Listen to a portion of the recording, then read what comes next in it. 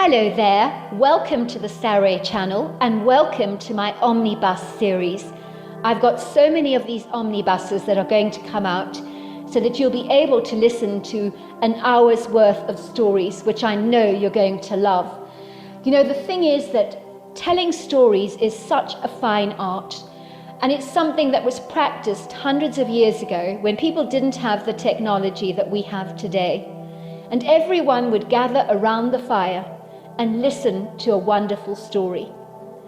And also, what is so wonderful about a story is that personally, I think it is the best way to go to sleep. Every night when I go to bed, I always listen to stories.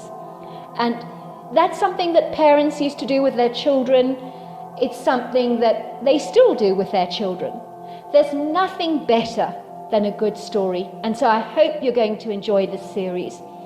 And before we start, I just want to say, do subscribe to my channel because you don't want to miss out on anything. Because I'm in for the long haul and I want to make sure that you get the most stunning stories to go to bed with at night or to listen to when you want to be one of those people sitting beside the fire and listening. Don't forget to subscribe to my channel and let's get started. I hope you're going to enjoy the omnibus.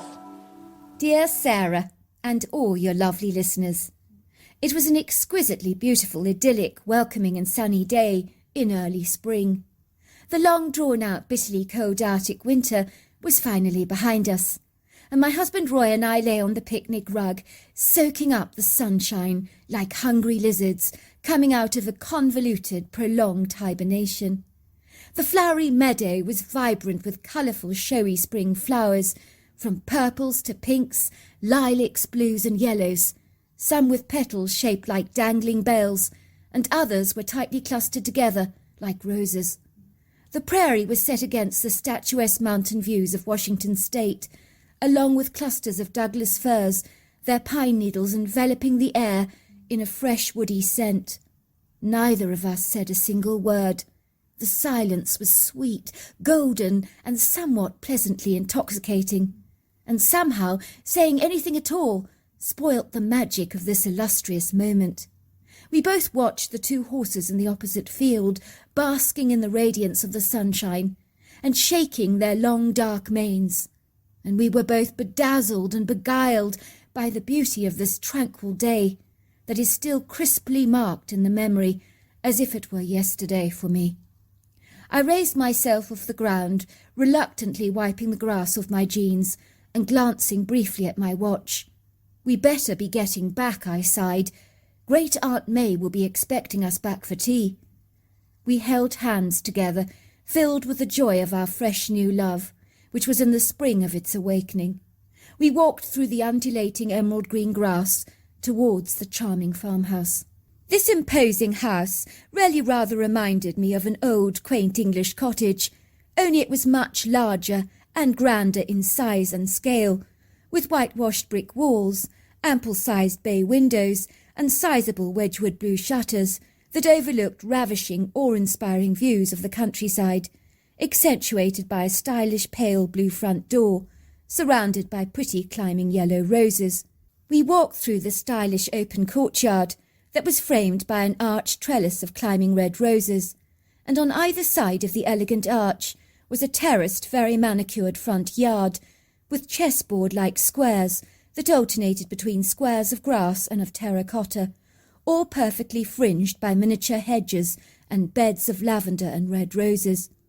Before long we were in the living-room area, having what our eccentric aunt always referred to as high tea, born from her distinguished English lineage on her mother's side of the family.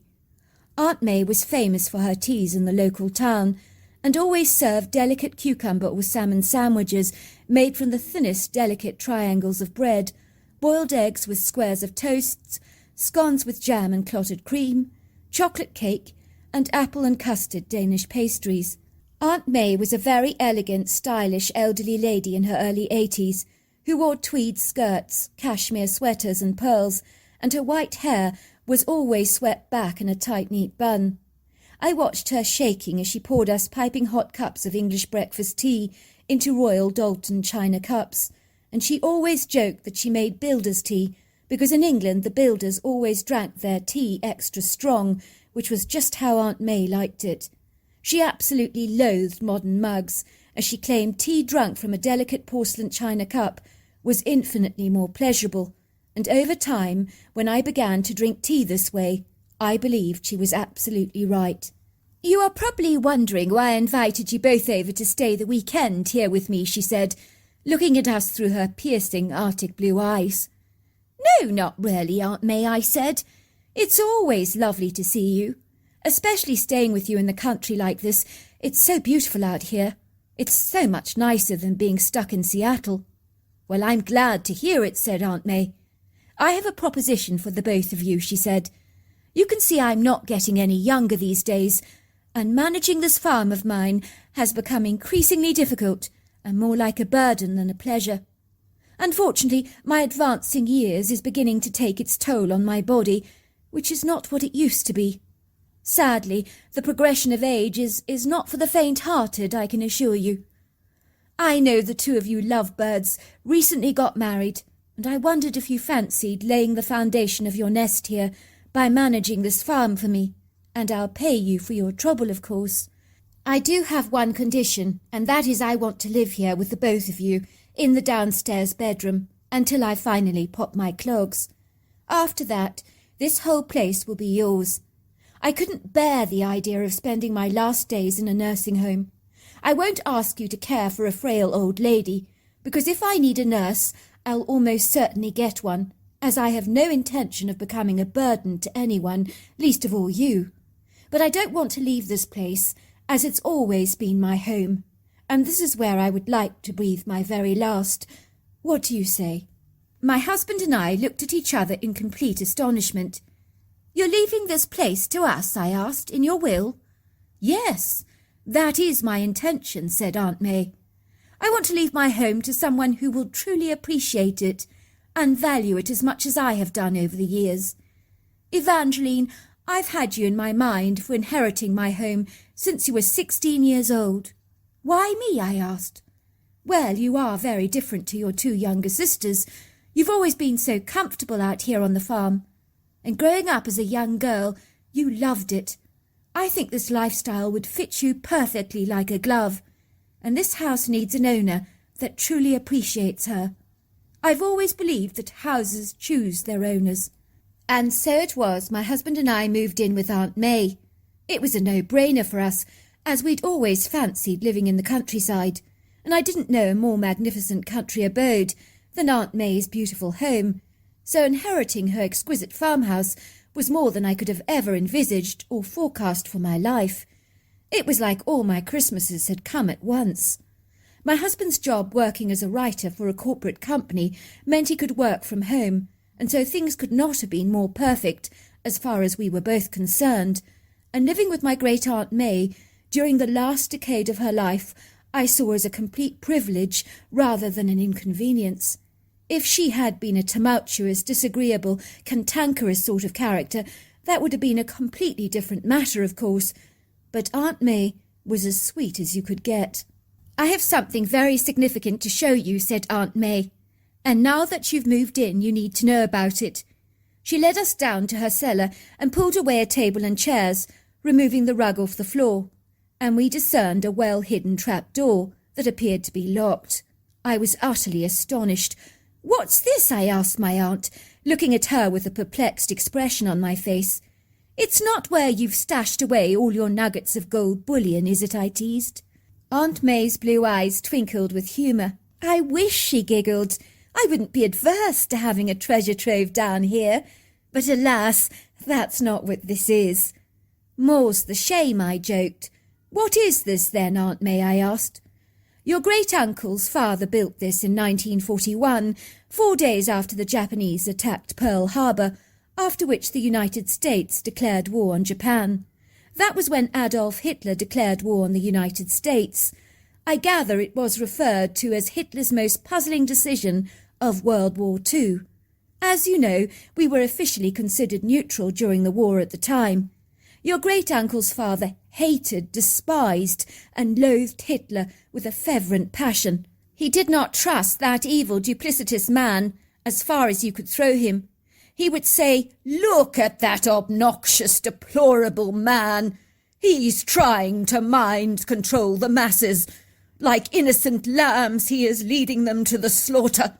Why are the people so bedazzled by his words, as though they're under some kind of hypnotic hold? It breaks my heart to see this going on in our lifetime. Who knows if our children's children will have any hope for their futures?" He was, of course, not wrong about that. So convinced he was that the Germans might ultimately invade America that he decided to build this underground tunnel that leads directly from the house to the woods. He wanted the family to have means of escape if German soldiers came knocking at our door, and of course a safe place to hide if indeed we were being bombed, which of course was highly unlikely to happen given how sprawling and widespread America actually is, as bombers would be more likely to attack a very built-up area like New York, much like the air raids and bombings on London. "How big is it?" I asked. "The tunnel, I mean." "It's big enough, but I have not been in there for years," said Aunt May. "Why not?" I asked my aunt. "You could have turned it into an extra storage area or something." "It's haunted," said my aunt, looking at me with wide, earnest eyes, "which is why you must keep it locked at all times and leave well alone." "How do you know it's haunted?" I asked. "Your great-uncle decided to explore the tunnel one day, long after the house became into our possession, after his father had died. I remember it had been snowing heavily that day, with very severe blizzards and freezing conditions, so we stayed inside by a crackling fire and played cards and all kinds of board games to keep ourselves busy. My husband was a very hyped-up individual, so keeping him contained was pretty much like keeping a Jack Russell in a shoebox for days on end. It was like he had ants in his pants. He was so frustrated about being snowed in by the brutally unkind weather conditions. That was when he thought about exploring the tunnel underground and ventured in there with his torch and, of course, layers of warm clothing, and off he went. I never wanted to accompany him. It looked awfully sinister inside. I remember when he came back, he was as white as a sheet, and all the colour had drained from his face, and he was shaking like a leaf. I asked him what on earth was wrong, but he stared at me very blankly, and was so withdrawn and subdued that he didn't say a word for 2 whole days. It really was very disturbing. "What? He never spoke to you for 2 whole days?" I asked. "That's extraordinary. He must have been really spooked by something." "That's exactly what I concluded. I knew something quite dreadful must have happened to him. But what? I couldn't fathom.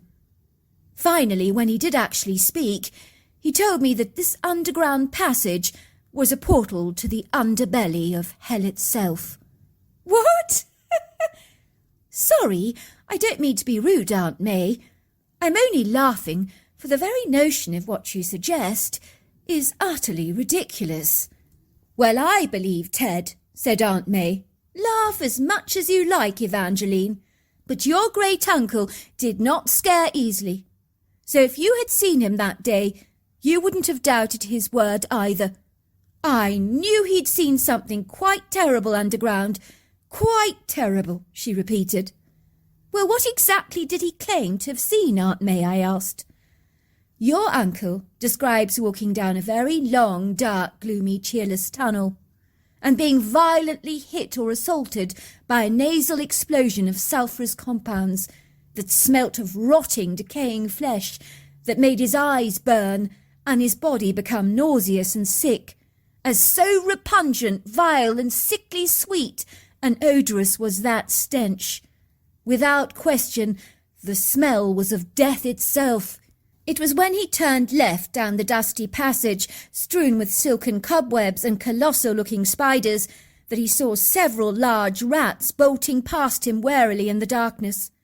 At this point, his heart rate had increased in intensity, and he could feel its thunderous vibration pounding through his chest, and he described feeling exceedingly claustrophobic. He knew in his heart he shouldn't be there, but he needed to see what lay beyond the passage, And that was when your uncle ascertained that he had entered into an ambiguous realm or underworld, if you like, that was like a tributary to hell itself, that belonged to the souls of the damned. It was in a moment of horrified revulsion, through the intense, bleak darkness, he beheld the tall, dark, shadowy silhouettes of giant demonical creatures stoking up the flames of a crackling, thriving fire, using timber sticks to increase its intensity of heat, which he described as unbearable, stuffy, and overwhelming. Worse still, he saw animal skeletons lying scattered all over the ground.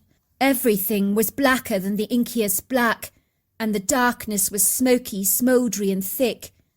All of a sudden he could perceive these demonical, hulky, shadowy forms, again in greater visual authenticity, and described them seemingly darker than the darkness itself, with burly, fuzzy shapes and bright, dazzling red eyes that were so menacing that he said his blood turned as cold as ice. He described with great trepidation and angst a towering 10-foot giant turning around to look directly at him, and upon seeing him the entity curled back its lips and unleashed the most blood-curdling scream, and your great-uncle ran down the tunnel as fast as he possibly could, with his adrenaline surging through his blood at an alarming pace, while the demonical being was in hot pursuit of him, and was clearly desirous to seize him and drag him into the inferno reserved for the wicked. He could hear its dragon-like, deep, guttural breaths.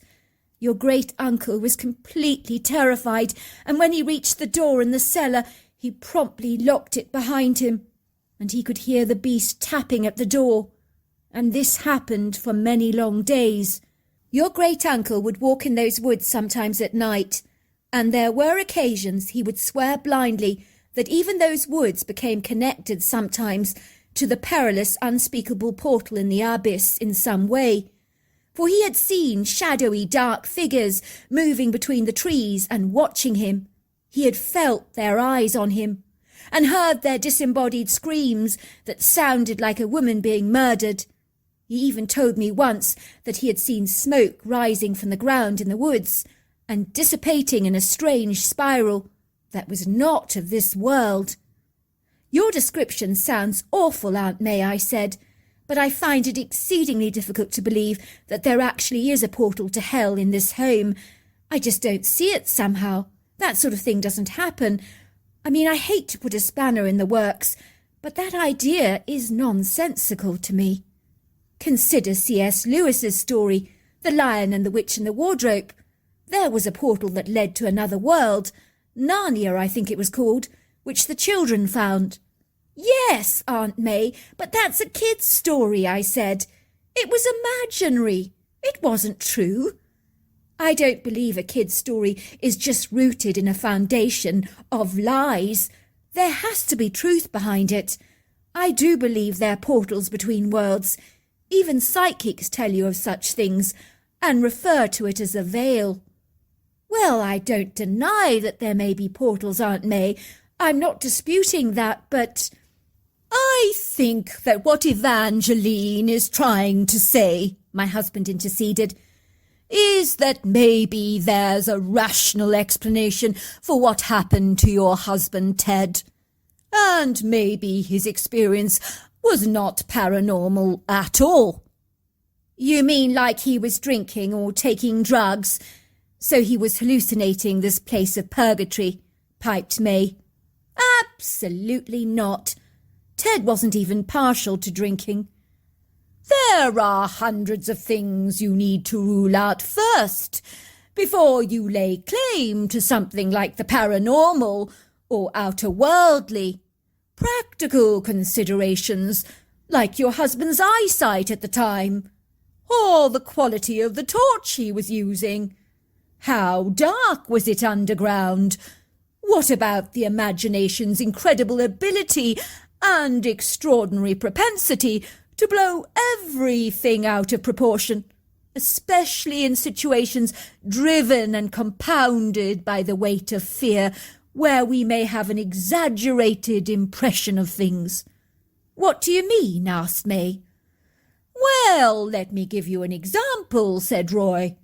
"When I was a little boy, I was taken to the sick bay at our school. I was very ill. I began to vomit all over the place. I told the matron that I felt like I was dying because I felt that bad. On my part, it was a magnified or aggrandized expression for how I was feeling. But the horrified, alarmed matron took me at my word quite literally, and promptly informed my parents to come to the sick bay at the school at once, because their boy was dying. My mother was very frantic and said, 'Oh my goodness, what's wrong?' And the matron said that I was seriously ill and had expressed strong feelings that I did not think I was going to make it. My mother and father promptly dropped everything to race to the school through heavy traffic, and my poor father nearly had a heart attack on the way.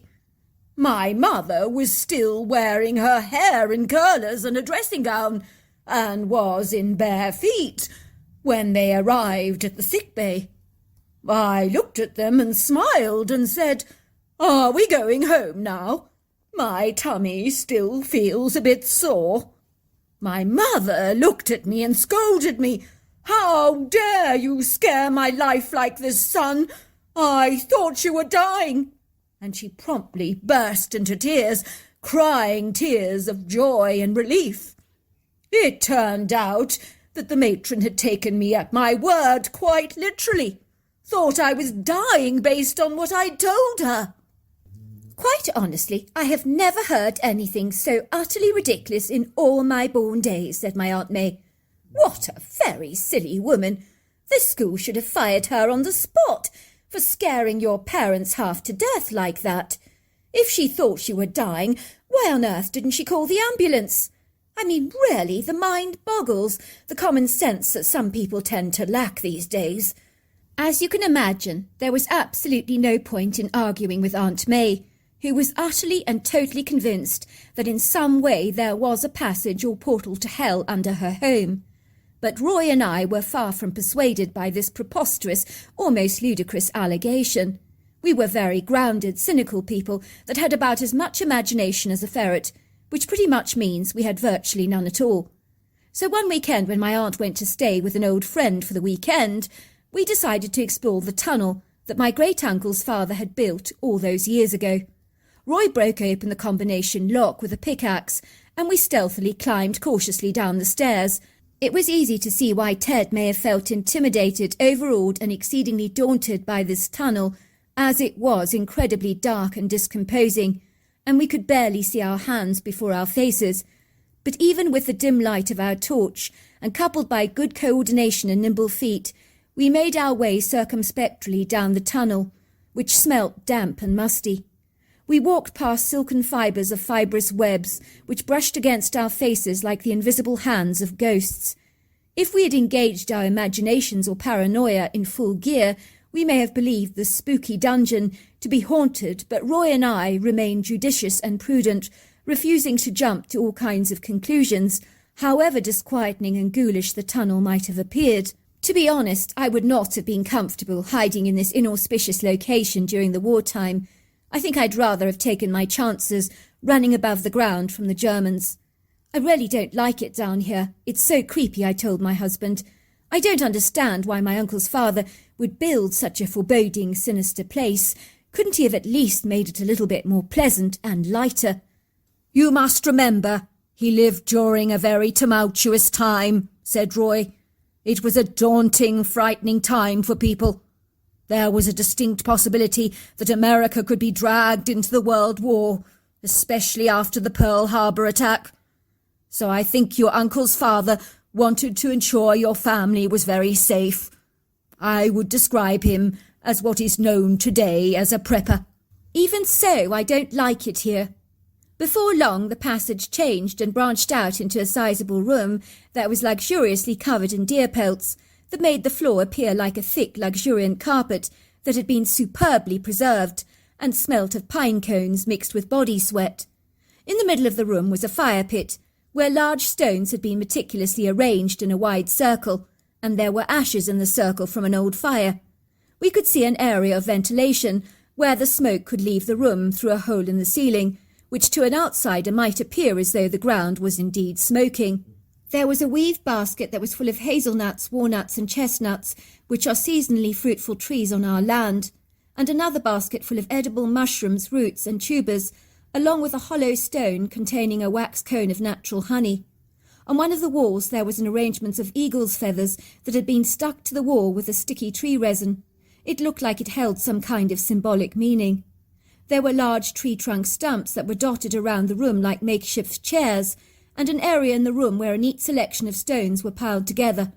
As we moved to the end of the room, we came to a concrete step that opened up to a trapdoor in the ground that was almost identical to the one in the cellar, only much thicker and more robust, possibly designed to withstand the outside elements, all the wear and tear caused from the erosion of wind, hail, rain, sleet or snow. We pushed it open, and it met with some resistance, so we thrust it forcefully, harder, and the door bounced open, and we magically found ourselves climbing out of the ground into the heart of the woods. We realized something or someone had covered the door with moss to render it invisible and inconspicuous, so that even a discerning eye would be very unlikely to perceive it, should they happen to be walking in the forest. It was clear several beings were using this underground shelter as a home. All of a sudden we could hear what I can only describe as someone very large ambling towards us, because rustling, crunching noises from heavy footfall was so incredibly substantial that whoever this was appeared weighty, ungainly, cumbersome, and excessively bulky in size. We quickly closed the door, covered it with moss, and promptly went and hid behind a large tree, waiting with bated breath to see who or what was coming. Then we saw him, and nothing prepared me for what I was beholding. Even in my wildest, most outlandish imaginings, I could never have envisaged a creature like this existing in our reality, for it was monstrously huge in size, weight, and girth, and looked exactly like a giant-sized man, but was completely covered in 4-inch long, shiny, dark brown hair, with the exception of what appeared to be a weathered grey face, which looked exceedingly human, with a beard and a moustache, a very flat, wide nose, and deep-set dark eyes. The critter had overlong arms that I believe could potentially have touched his toes without him needing to bend over, and he had the hugest hands and feet that I've ever seen. I would certainly not describe him as fat. Bulky and burly, yes. Fat, no. He was exceedingly muscular and dense, towering at 9 foot tall, and easily over 800 pounds, and about 3 foot wide across the shoulder area, and the size of those humongous shoulders was quite literally mind-blowing. They were literally titanic. If my husband had not been in my presence, I personally believe I would have fainted with the shock of seeing this thing, as he was so imposing and intimidating. We watched as the critter glided towards the trap-door in the ground, and when he arrived at the layers of moss that concealed the door, he thrust them aside with a vigorous sweeping motion with his hefty hand. For a moment he paused and stood very still, while his flat aquatic nose appeared to twitch. Then he bent down and lifted up a piece of moss to his nose and sniffed it, and a look of bewilderment came over his face. And then I discerned that he had definitely smelt us. He lifted up another piece of moss to his face once again, sniffing it carefully, almost as if he was reaffirming to himself what he'd actually smelt. For a second he looked befuddled, and almost appeared to dislike the smell, as he wrinkled his nose with a disgust look, as though he was smelling something vile. I was to learn later that many people of colour think that white people smell exactly like wet dog. If that is what we smell like to him, only 1,000 times worse, given that I established he has a remarkable sense of smell, we must smell pretty bad. I watched him examining the ground, as though looking for footprints, and that was when my level of anxiety escalated. Please God, I prayed, don't let him see us. The critter glanced around the forest, with eyes that almost seemed to scan the area with an X-ray vision.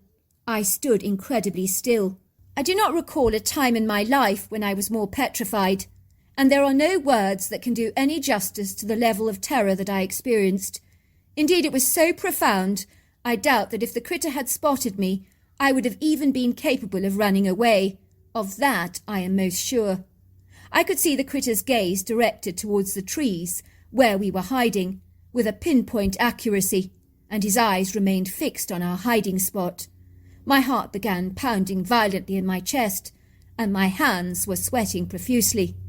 The critter turned around, put a little stone near the door, and then replaced the moss over the outside of it, while slipping inside and closing it behind him. I've never felt so relieved in all my life. But my husband and I continued to wait for a while, and then we made our way back home, without saying a single word. Finally I said to my husband, "What in God's name was that?" "I have no idea," said my husband. "But whatever it is, it's as real as you and I think I can finally establish what happened with your great-uncle all those years ago. I believe the man stumbled down a dark passage, brushing against cobwebs, while seeing rats scampering past him, a seemingly ominous prelude for what was to come. We know he smelt something awful, which he would mentally have associated with a hellish domain. He entered a large room, and all he could see were these dark, shadowy figures, which possibly fit the description of what we have just seen ourselves. I imagine he encountered a family of these beings, which he mistook for demons. Easy to do, for the red eyes were possibly red eye shine, which occurs with nocturnal animals, and in the dark those creatures would be very frightening. Perhaps they were stoking up a fire on a cold night. I can only conclude your uncle's mind exaggerated what he was discerning. One of the creatures screamed at him and began to follow him down the passage, breathing heavily, causing your uncle to conclude that he was being pursued by a demon. Oh my goodness, Roy, you're absolutely right. You've got it in a nutshell. That's exactly what happened. And so it was we established that there were a few of these outlandish creatures living under our home in an air raid shelter that my great-uncle's father had built during the Second World War. Roy and I naturally never told Aunt May what we'd uncovered, nor did we tell her about our peculiar experience with a humanoid creature that I established many years later to be a Bigfoot. I'm glad to tell you that Great-Aunt May lived a full life, and one night in 1993, when she was 94 years old, she slipped away peacefully in her sleep, fulfilling her wishes of breathing her last breath in her own home. It was an honour living with such a wizened soul, whose vast wealth of knowledge and discernment enriched our lives and taught us much. In the years that followed, my husband and I raised 4 young children who have long since left home. But growing up, there were random, fleeting sightings of Bigfoot activity on our land, and even today I discern soft moss over the trap door that leads me to believe that generations of Bigfoot have lived in that underground air raid shelter. There have been times on icy winter days that smoke has been seen rising from the ground, which I know is Bigfoot having a fire in the underground shelter, and it has always made me smile, as I believe the creatures want to live in peace and mean us no harm. My youngest daughter Raven had an experience once where she was playing out in the woods, and describes a very tall, hairy creature watching her from behind a tree. She is my only daughter, who appears to be more sensitive to otherworldly phenomena. Raven was fearless on seeing the creature and waved at it, and she said it waved back to her, moved away from the tree, and watched her as she returned to the house. She said to me, "Mummy, it was so beautiful." I asked her why it was beautiful. "Its eyes," she explained. "They were so kind." When Raven was 3 years old, she always asked us who the nice old lady in our house was, who wore her white hair in a bun, and visited our house from time to time. All these years later, I've pondered whether she was seeing Aunt May. So there you are. That's my story. What an absolutely fabulous story, and thank you so much for sharing. I can't imagine how easy it is to be under the ground in a tunnel, and it's very dark, And to mistake a Bigfoot for a demon, that would be very easy to do. Dear Sarah, and all your lovely listeners, my extraordinary Bigfoot story begins in the 1980s. At the time, I was 18 years old, and in my final year at school, with aspirations of becoming a vet. And with my high grades, it seemed a given that I would achieve my goal. But growing up, I had a passion for animals, and over the course of my childhood, I had rescued many indigenous species, bringing them back to full health, and releasing them very successfully back into the wild. It was at that young age that I decided unequivocally that I wanted to become a vet one day. My friends fancied becoming firemen, rally drivers, policemen or truckers. Then they would change their minds, seasonally, like the changing weather. A circus trainer, a pilot perhaps. But my desire to be a vet remained unwavering, even when I was a young impressionable boy with a malleable mind that was given to contrariness. One little black raven I rescued as a boy would continue to visit me every year for 10 years in a row, until she never returned. There was no doubt in my mind she knew I had saved her life, and continued to come back and see me, as her gratitude towards me was immense. She even introduced me to her partner. I knew that all animals have emotional intelligence, for I discovered this in all the wildlife I saved as a young child, and they were incredibly grateful to me for sparing their lives, often leaving their cages hesitantly when they finally were returned to the wild. This raven that I saved would visit me every summer, and she would perch on my shoulder like a tame parrot and happily eat the crumbs from my hands. I called her Fledge, as I had found her as a fledgling, having fallen out of her mother's nest. And when I discovered her in a sorry state, I did not hold up much hope for her, but her determination to live overcame all the odds stacked against her. For ravens have what I would describe as a tenacious spirit. I want to assure you that that bird knew I had saved her life, and never failed to thank me for my little act of kindness, returning every year like clockwork to say, "Hello there, I love you. I want to thank you for what you did for me. I haven't forgotten." I also rescued cats, foxes, dogs, a baby deer, a raccoon, and many more injured animals, too many to count. The vet I initially took them to insisted I put them down at once.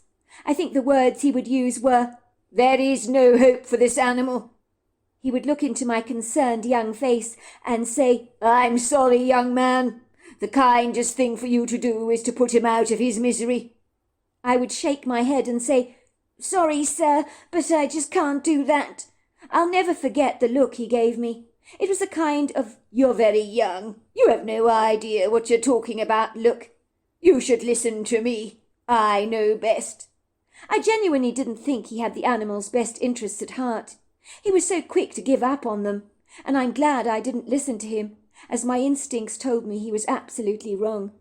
He told me that the animals would likely die of pain, but instead they fully recovered. I never went back to that vet again. I refused to give up on animals, and they became robustly healthy, returning to the wild, most of them.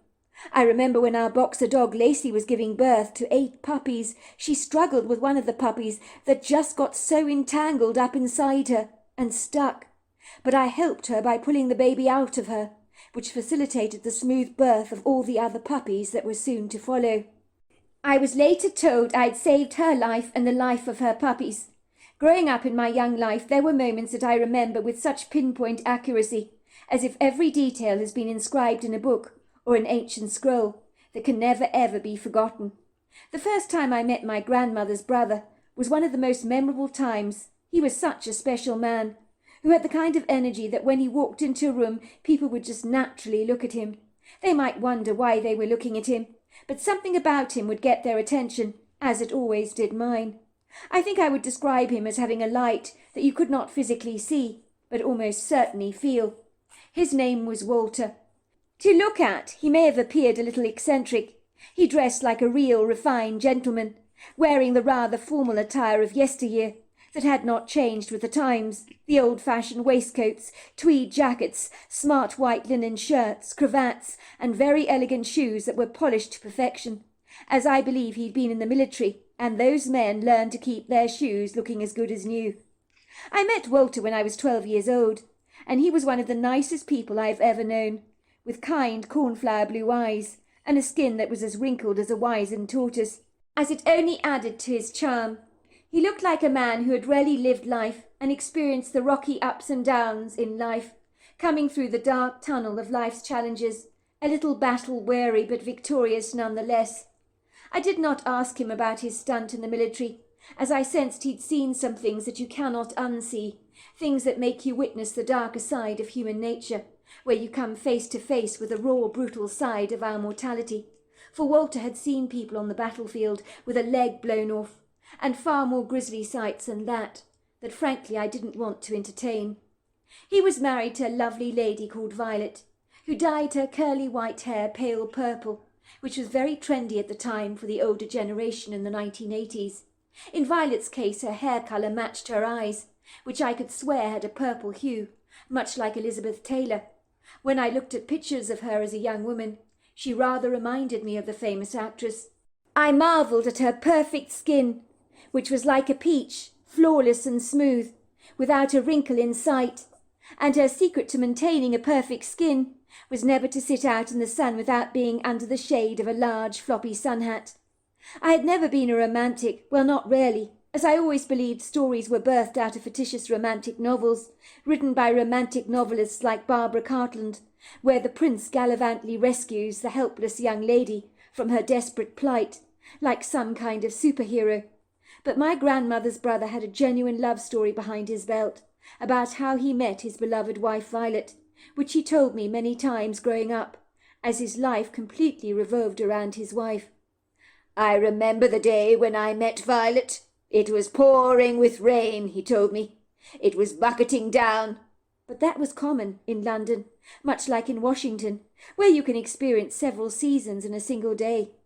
I found myself sitting on a red London bus in Oxford Circus, far away from my home in America, where I'd grown up in Washington. I was intending to walk, but the rain pelted down, so I decided to catch a bus, not knowing where the hell I was going, but it really didn't matter. I was staying in London for 3 weeks, and so I decided to let the day dictate its course for me, to see where it would ultimately take me. At the time I was 28 years old, and wanted to settle down and get married, but Mrs. Wright had not crossed my path, and I was not simply prepared to settle. I'd enjoyed relationships with other women in the past. My parents were pressing me to marry one of them. "But she's such a nice lass," my mother would say. "You could do so much worse, Walter." I didn't think nice constituted to getting married. I knew I was looking for something more in a woman. And if I didn't find it, I was not prepared to commit. I didn't want to just settle, end up in a relationship that would spontaneously combust due to conflicting issues between us. I'd seen enough war in my life, and I didn't want a wife who became my enemy. That is no way for a man to live. I was looking for an ally, someone who'd always have my back, and vice versa. And a sense of humour for me was the number one thing I looked for in a woman, as it was humour in the military that got us through the most testing and trying times of our lives. In my opinion, you were better off living alone until you met someone who synchronized with me like a perfectly tuned instrument. It didn't help that by nature I was quite reticent. I didn't have a raincoat with me on that day, so when it began to bucket down without apology, I had 2 choices: dash into the closest department store to seek cover, or jump onto the nearest London red bus. The latter seemed like a jolly good idea to me. I was a tourist in London, so I could observe this great post-war city under the showers of rain without getting wet. I think many people had similar clever ideas to escape the rain in this ingenious way. The bus suddenly became heavily packed, and a few people were forced to stand. That was when I saw her. A young woman got onto the bus. There was something about her that took my breath away. Even all these years later, I don't know exactly what it was. She was pretty enough, of course, but it wasn't that. She was out of breath as she got on the bus, which suggested that she'd had a run to catch it. I'll never forget when she walked down the bus and stopped where I was sitting, looking down at the empty seat next to mine. She gave me an inquiring look, followed by a genuine warm smile, and said, "Do you mind if I sit here? Or are you keeping the seat for someone else?" My heart began to thump in my chest because this beautiful woman was sitting next to me. I thought I'd hit the jackpot. I wanted to say something to this woman, but an awkward lump developed in the back of my throat, so I just nodded. I was inwardly cursing myself. "Walter, you idiot! Couldn't you have said something? Maybe you could be talking to this woman now, you useless lump of clay." The young woman was wearing an elegant emerald green coat with velvet black buttons down the middle, and her eyes were the colour of purple lobelia. She was wearing a matching, very fetching French-style green beret across her shoulder-length dark curly hair, and as she sat down next to me, she opened up a leather bag and pulled out a book that I'd read 2 years prior. I knew fate was giving me an earnest, sharp nudge, a helping hand to help me start a conversation with this beguiling young woman, as if whispering in my spirit, "Go on, talk to her, Walter." I wanted to say, "I've read that book, you know," but I was unable to say a word. But my heart was fluttering a dime to a dozen. I think if the woman had not been so pretty, I might have actually found my voice. But I was completely tongue-tied. The heavens had opened. It was pelting down heavily, and the thunder boomed, rolled and grumbled in the distance like a cantankerous old man. Even though it was about 11 in the morning, the sun had slipped away like the dinner guest at a party who wants to make a quick retreat, and the sky was covered in pewter-coloured clouds. While I was on the bus, the rain trailed down the windows like long tears. It looked ominously as if the sad clouds were clogged up with more tears that needed still to be shed. The great ribbons of asphalt were gleaming from water, as if they'd been newly polished, and everything looked fresh and clean under the showers. People were dashing hurriedly for cover in the shops, some holding their purses above their heads, while others ran down the sidewalk under black umbrellas. Wherever I looked, I saw so many black umbrellas, hundreds and hundreds of them, it would seem. The rain began to subside. I was heartily relieved. I did not fancy returning to my hotel in Chelsea, looking like a drowned rat. I hasten to say, when the young woman got off the bus, I followed her discreetly. Looking back, it certainly didn't occur to me that this could be construed as very inappropriate stalking behaviour, but I wanted to see where this mysterious woman was going. I was desperate to ask her out on a date, but I was far too bashful to have the courage to do so. I watched her going into the bakery, where there were tables set out like a coffee shop. A waitress was taking her order, and I did the same, choosing a table further away from her. I don't remember what I ordered, but I do remember when this beautiful young lady got up to leave the bakery, that I began to panic. The inside of my chest was flapping away like a frantic pigeon. If I didn't ask this mysterious woman on a date, I would likely never see her again. London is a very big place. But what if she rejected me, or thought I was some kind of creepy weirdo hitting on her inappropriately? My mind wrestled with all these thoughts. The woman paid her bill, and fortuitously left the half-open book that she was reading behind. This was my quintessential opportunity to strike while the iron was hot.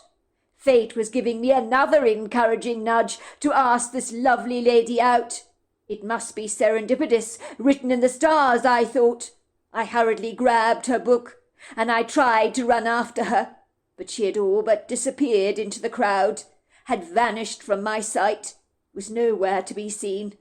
I had lost her, and for a moment a light inside me went out. Why had I been such a coward? So what if she had rejected me? Was it such a big deal? Was I not man enough to accept that? I could live with that. But what I could not live with is letting a good thing like her, or an opportunity like this, slip between my fingers like butter. Growing up, my father had said taking risks was the only way to accomplish anything in life, and I had held by that principle until now. The next day I went back to the bakery, in the hope that the young woman would return to ask for her book. I had ordered a coffee, but after waiting a couple of hours, I gave up and was about to hand in the book to the coffee shop when I looked up to see the woman of the previous day with the green beret and coat asking the lady if her book had been handed in. "Excuse me, I'm so sorry to bother you. Yesterday I was in your bakery. I ordered a coffee, and I remembered I had an appointment that I couldn't miss. I rushed off in a frantic, tearing hurry, and accidentally left the book I was reading behind. Has anyone by any chance handed it in? It's quite important, you see, because I borrowed it from a friend of mine. I need to give it back to her." The lady behind the counter shrugged her shoulders nonchalantly. "I'm sorry, ma'am, but no book was handed in, I'm afraid." "Are you sure?" asked the young lady. "I don't mean to bother you, but could you just check for a moment? It's so important." That was when I walked over to the young woman, and I lifted up the book in my hands. "Were you looking for this by any chance?" The young lady's eyes lit up like two purple amethysts. "Oh, thank you so much! You've no idea how disappointed I would be to lose this book. It belongs to a friend of mine, you see. But not only that, I've got to such an exciting part in the story." I raised a brow at her and said, let me guess. The Countess is about to find out that Lord Lindley was not her real father, and that her mother had an affair with the butler at Burberfield Manor. Is that where you're at?" The young woman looked at me in surprise. "You know the story?" I raised my hand. "I do. I've read the book. It's a very good book, I hasten to say." "Wait a minute," she said, looking at me curiously. "You look very familiar. Where have I seen you before? I never forget a face, but you have an American accent, so I can't place you. I don't know any Americans apart from my uncle's wife, Cordelia." I told her that she'd been sitting next to me on the bus the day before. She insisted on buying me a coffee to thank me for finding the book. And she was very intrigued by my American accent, said she liked it very much. I told her I'd read the story, and we discussed aspects of the book together, and we just clicked. The long and the short of it is I invited her to Washington. She stayed with me for 3 weeks there, but never left. We decided to go off and get married, and that was that. I knew she was the one. She was so much more than a nice girl. It was a bonus that she was pretty, but none of the above mattered. We were connected on a soul level, kindred spirits, you could say. When marriages fail, it's because the couple did not connect on this deep level. When Walter told me his story, I wondered whether I'd get as lucky as he did, because I could see even late in life this couple was still madly in love with each other. And that does not always happen. It would seem even all those years ago, with oceans between people, when something is preordained, it's clearly meant to be. Which was certainly the case for Walter and Violet. I knew they lived in Washington State, in a green, leafy neighborhood with a woodland area behind their home of public property, which was a natural habitat for thriving indigenous wildlife. I would regularly visit Walter and Violet for lunch on many occasions, and they were such an old-fashioned couple. Violet, being English, would present me with these 3-course meals, and she'd always prepare traditional English roasts, like beef and Yorkshire pudding, or chicken with sage and onion stuffing, bacon rolls, chipolata sausages, bread sauce and gravy, followed by traditional English classics like trifle, spotted dick with custard, or sticky toffee pudding.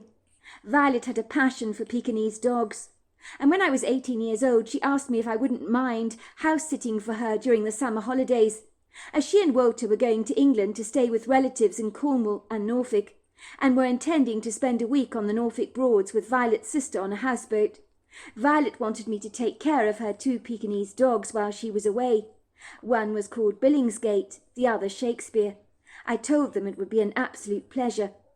I was 18 years old and enjoying my own place for the summer holidays, and being paid for the privilege was nothing to be sneezed at, and Violet intended to pay me well. as the couple considered both Shakespeare and Billingsgate to be the beloved children that they'd never had. I hasten to say I never asked them why they had no children. It just didn't seem right to intrude on their privacy. Otherwise, I believe they would have volunteered the information to me freely.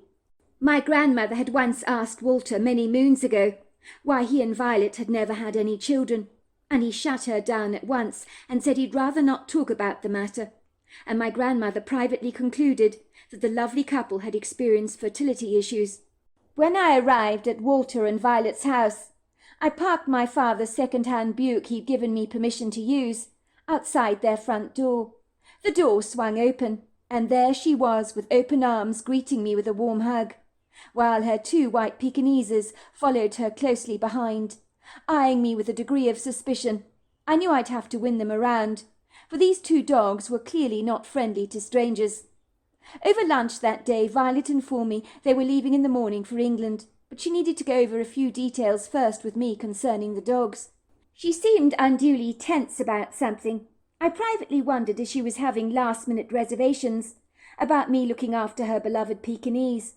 She was naturally very attached to the dogs, and was probably secretly troubled about offloading them onto me. Did she not realize I was a devoted animal lover that would soon be qualifying as a vet?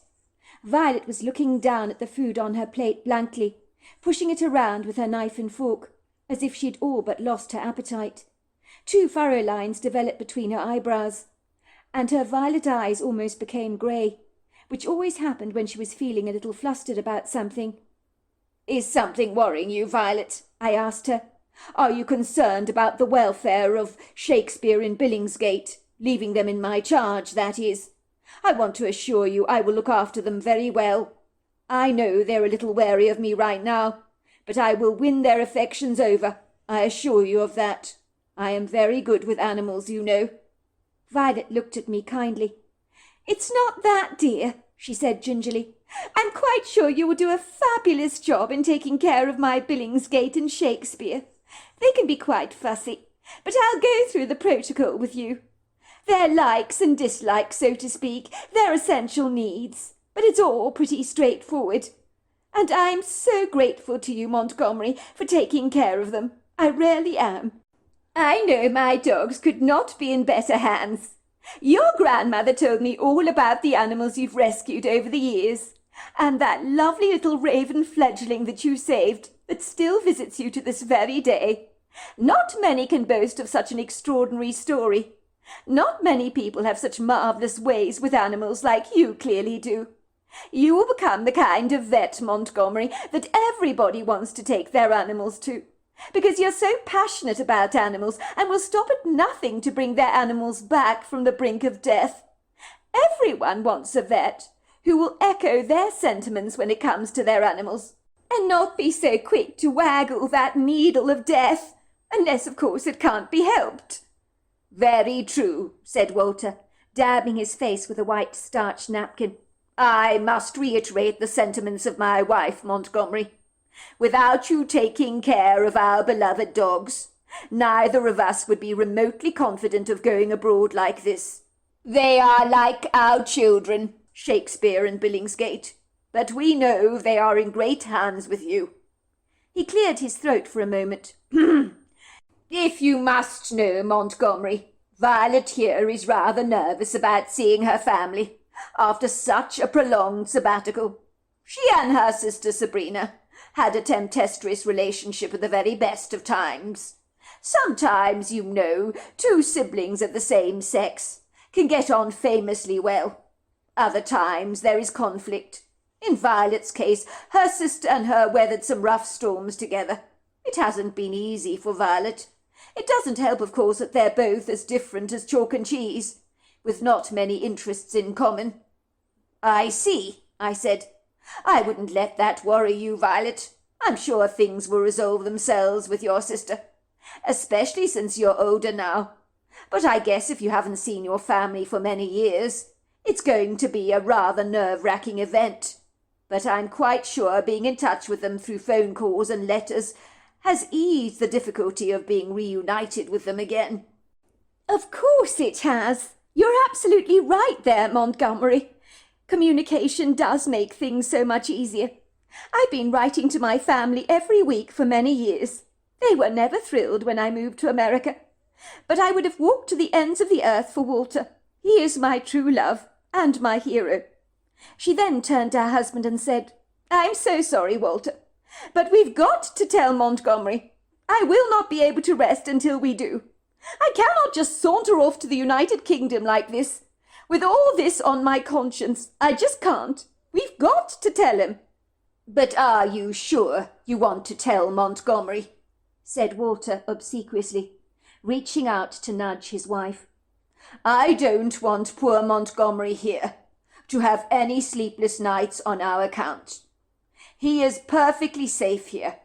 That's what matters.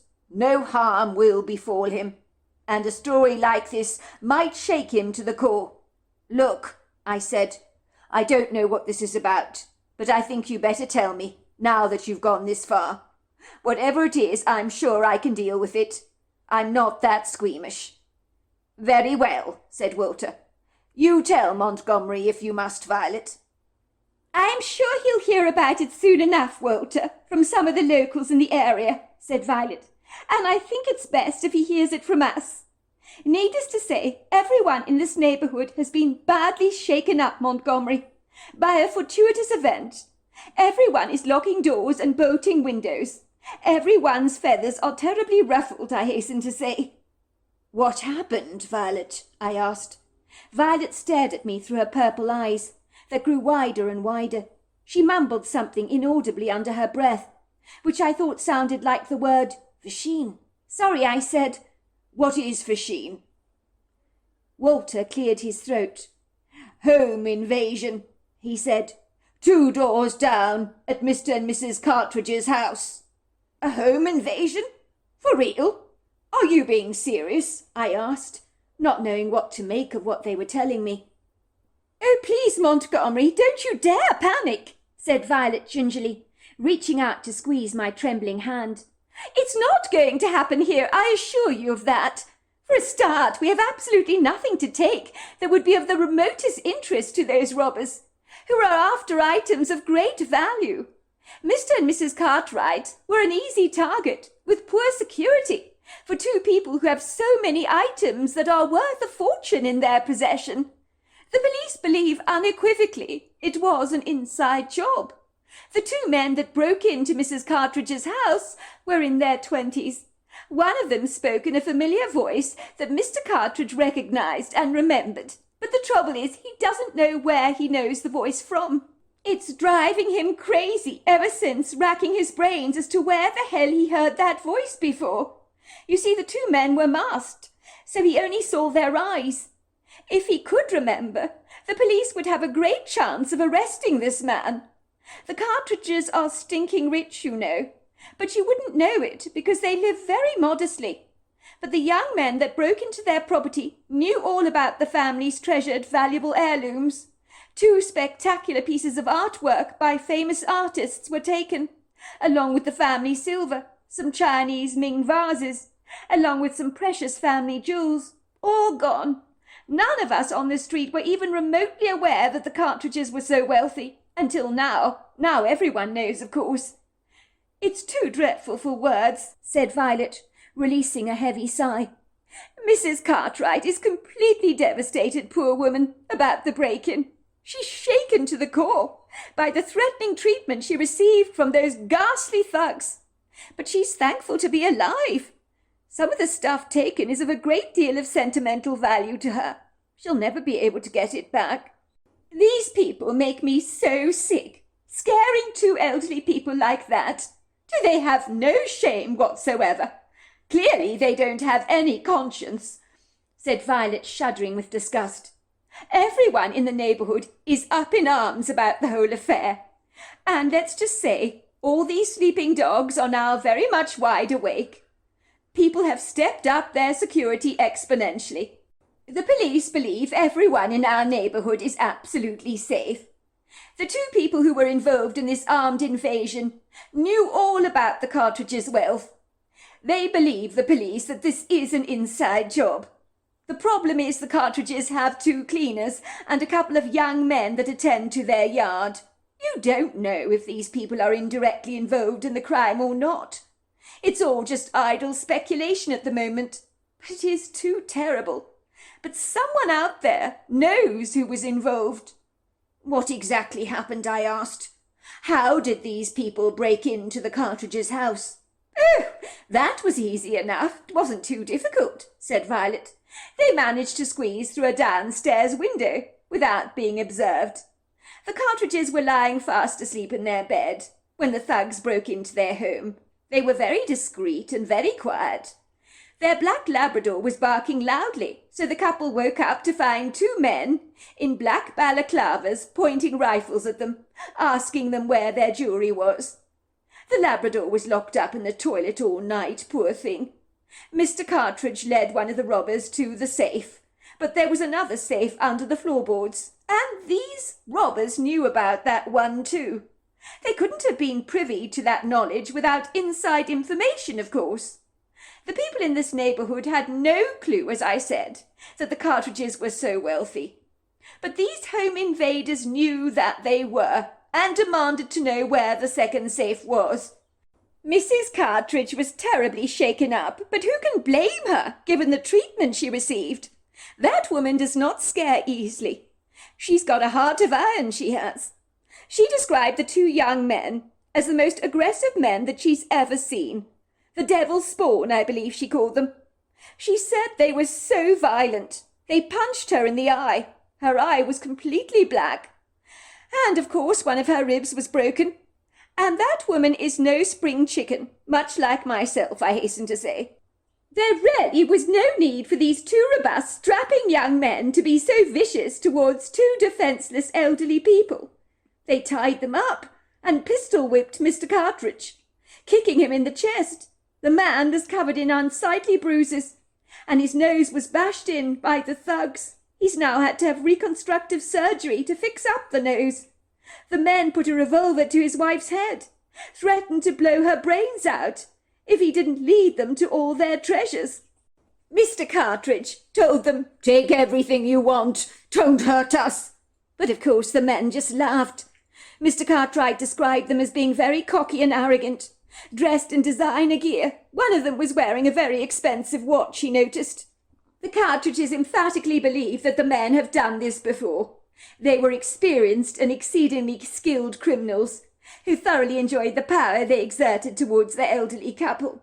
One of the thugs actually said to Mr. Cartridge, "I'd happily squash you under my boots until you turn to mush, so you better do everything I tell you, or you're a dead man." They were amazed they weren't killed. The aggression exerted towards them was quite frankly deadly. Mr. Cartridge believed if he had done one thing to upset the robbers, one thing out of line, he is certain they would have pulled the trigger on him. He was begging them not to kill his wife. He got the profound sense they would have happily just killed her, for the hell of it, just to upset him. It is hard to believe that there are godless people out there in our world who are willing to kill if it gives them deeper pockets. These men have no conscience, and I hope to God they get caught by the police, because believe me, they will target someone of great means again, and next time those people might not be so lucky to escape with their lives. But don't you worry, Montgomery. You have nothing to fear. The robbers will only target people of great means. I am most sure about that, said Violet, glancing around the interior of her home, raising her arms up in exasperation. I mean, what could they possibly want here? Nothing. We have got nothing for them. Sorry, Violet, but before you discuss the story any further, I'm a stickler for names, I'm afraid. The family who was robbed, did you say the name was Cartridge or Cartwright? You've been bouncing around with both those names when you talk about them. Oh, I'm so sorry, my dear. How very observant of you. I'm dreadful with names. My mother was exactly the same as me, you know. I get them so mixed up. No, it's the Cartridges, not the Cartwrights. Poor Mr. Cartridge. He's in such a sorry state. Those two men were brutal to him, and I mean brutal. Weren't they, darling? She said, turning toward her. Walter shook his head sadly. His fists tightened. "I'd have quite happily blown the heads off of them myself," he admitted. "We don't need that kind of evil polluting our world." At one point, one of the thugs was holding Mr. Cartridge by the hair. So hard he was pulling that Mr. Cartridge has got a huge bald patch on his head. "You're lying to us," they were told. "And if we find you have hidden things from us, your community will discover you lying dead in your beds tomorrow morning. So either you cooperate, or you're as good as a goner." The men bound their hands and feet with very powerful rope, and the Cartridges lay on their beds, wondering if they were actually going to be killed. They were numb, but they remained incredibly still until the men had literally done everything they needed to do, taken whatever they wanted to take, and the house suddenly became incredibly silent. So the Cartridges expected that they must have gone, especially when they heard a car driving away from the scene. Of course, they tried to get up off their beds, but the ties were impossible to remove, making it virtually impossible to stand up. Luckily, the cleaner, who let herself in early in the morning, found the poor couple in such a dreadful, sorry state. It defies belief, does it not? She was able to untie them, but their hands still remain numb after the event. Suffice to say, this was not a random robbery. It was definitely planned. That's what the police say. Someone had inside information about the family jewels. Otherwise, the Cartridges would never have been targeted in the way they were. The police have done a great job with the house-to-house inquiries and investigations. One of our very astute residents, Mr. Bartridge, oh, that man, he's got eyes that can see. He's very, very observant, notices everything around here. Well, he observed a black Volvo leaving the street at 3:30 a.m. when he got out of bed, and he saw the car speeding away. At the time, he thought it was highly suspicious. Not only that, but it was very dark outside, so I think that the number plate probably was very ambiguously obscure. I mean, what can you see at 3:30 in the morning? Not very much. Well, I hasten to say the Cartridges' house has been fingerprinted, but it's not looking good. The Cartridges remember that the men were wearing gloves. The windows and surfaces have been wiped clean of any prints, so these young men clearly knew what they were doing. Some people in our neighbourhood are freaking out, thinking that they'll be targeted next. But they called a meeting in the town hall and told everyone why the Cartridges were targeted, to allay everyone's fears. That was when it was revealed to us that they had a great deal of valuables that were worth a sizable amount of money. In these parts, no one has that kind of stuff that is worth that insane amount, so it is hardly surprising that they were singled out for a robbery. "That is a terrible story, Violet. I'm very sorry about what happened to the Cartridges. They must be in a dreadful state, as must the people of this place be. I would never have expected something like that to happen here." "Oh, you better believe it, my son. There is always evil in this world, a treacherous evil. There is no getting away from it. Otherwise the prisons wouldn't be filled with criminals, would they? As my good old mother always used to say, in every cartload of very good apples, there's always a couple that are rotten to the core, that are infested with worms. And what do you do about it? You have to work your way through all the good apples to find the bad ones that on the surface look so benign, so innocent, so good. It's a laboursome job, let me tell you. Everything has its intrinsic opposite, and evil, as I say, is alive in this world. There's not much any of us can do about it, apart from protect ourselves. Personally, I would very much like to keep a firearm, but try telling that to Violet. She's against it. She believes it could be used against us. I just keep a fire poker near the front door and under my bed. We can step up security measures to ensure it's unlikely to happen again. And it's very rare indeed that lightning strikes in the same place twice. Suffice to say the Cartwrights have stepped up their security, but with everything taken, they're not going to be targeted again. Violet looked worried as she studied the bewildered expression on my face, which she mistook as a reluctance on my part to agree to house-sit her Pekingese dogs. On the contrary, I was trying to get my head around what they had both told me. There'd been a home invasion in such a tranquil part of Washington state, where you'd expect people to go to bed at night with their doors unlocked. Now that had changed for all the locals around here. When you knew a fox had got into the chicken coop to kill the chickens and to steal the eggs, you wanted to ensure that it was unlikely to ever happen again. "Oh, my goodness," said Violet obsequiously. "It hasn't put you off watching over Billingsgate and Washington, has it, Montgomery? I rather fear that it might. And I truly understand if in the circumstances you can't possibly house-sit for us, and I won't hold it against you. But I really could not keep such information away from you. It just wouldn't have been right.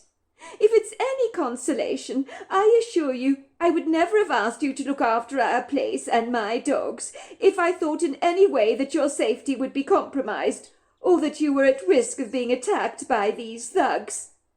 "Oh, believe me, Violet, I'm not worried about that. But I am shocked and appalled that something like this happened in such a quiet, serene neighbourhood like this. It defies belief. I am shocked, but I'm reasonably confident the police know what they're talking about, and that this robbery was a planned event, maybe months, possibly even years in advance." "Of course, Montgomery. The police do know what they're talking about. They've been absolutely marvellous," said Violet, giving my hand a squeeze. "Otherwise they'd insist on patrolling the area every night. But they believe long-term it's completely unnecessary. They have a great comprehension and understanding of criminal behaviour. The only reason Walter didn't want to tell you about the home invasion was because he didn't want to give you any nightmares. He's worried you'll be uncomfortable sleeping here at night, knowing what happened 2 doors down from us. Mrs. Hannay next door advised us not to tell you when we told her you'd be house-sitting for us for that very reason. I believe in always forewarning anyone, so you become more vigilant, even if you don't need to be. There's never been a crime in this area for the last 20 years, but these things happen from time to time, and usually it's inside information. I believe we should always be alert at all times. I think we've learnt a lot from this, haven't we, Walter? It certainly doesn't hurt to be a neighbourhood watch and notice anything that's out of place. I think everyone in our neighbourhood is now paying very close attention to anything untoward, which makes a robbery here significantly less likely. Thieves are not stupid. They're not going to rob a place where everyone is vigilantly paying attention and is wide awake. They break in when no one is expecting them to, when people are complacent and unsuspecting. They use the element of surprise to their advantage. And what the police reminded us in the town hall is that they're probably as nervous as we might be, so they are very cautious about where they tend to break in. So I have to say, I don't think you've got anything to worry about at all, Montgomery. Mr. Bartridge, bless his cotton socks, what a remarkable man he is. He lives at number 52. He's been diligently taking down the registrations of any unfamiliar vehicles he sees in the area, especially during the twilight hours. But we don't need to worry about anything. I'm sure of it, Montgomery. Me and Walter don't own anything valuable to steal. We live simplistic lives, don't we, love? We've never been extravagant about anything. Our most expensive possessions are home furnishings, but that's not what these people are after. They want jewels, family heirlooms, silver, gold, expensive antiques, and fine works of art, and we've got none of those things. I am sure my wife is right, said Walter. The robbers have long gone. They shall not be coming back. If I was a thief, I wouldn't dare go back to the same place twice. That's asking for trouble. Do I look worried, Violet? I said, flashing her a warm, reassuring smile. I'm really not concerned, but I agree with Walter. I hope they catch those thugs. But as for my personal safety, I'm not troubled about that. I'm big and old and ugly enough to look after myself, I assure you of that. I am heartily relieved, Montgomery, that you're not concerned about the armed robbery. I was fretting about it so much. I really didn't want to keep this invaluable information away from you.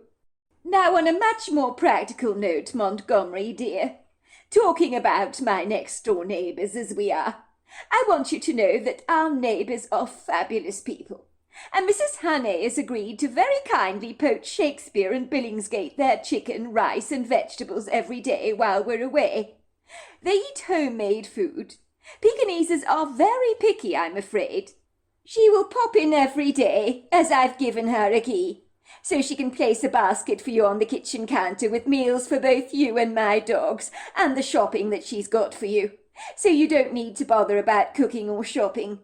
She says she'll shout out, "Yoo-hoo, it's only me." So don't get unduly alarmed if you hear someone rustling around in the kitchen in the morning. The dogs' leads are in the hallway. Shakespeare has a pink lead, and of course Billingsgate has a blue one.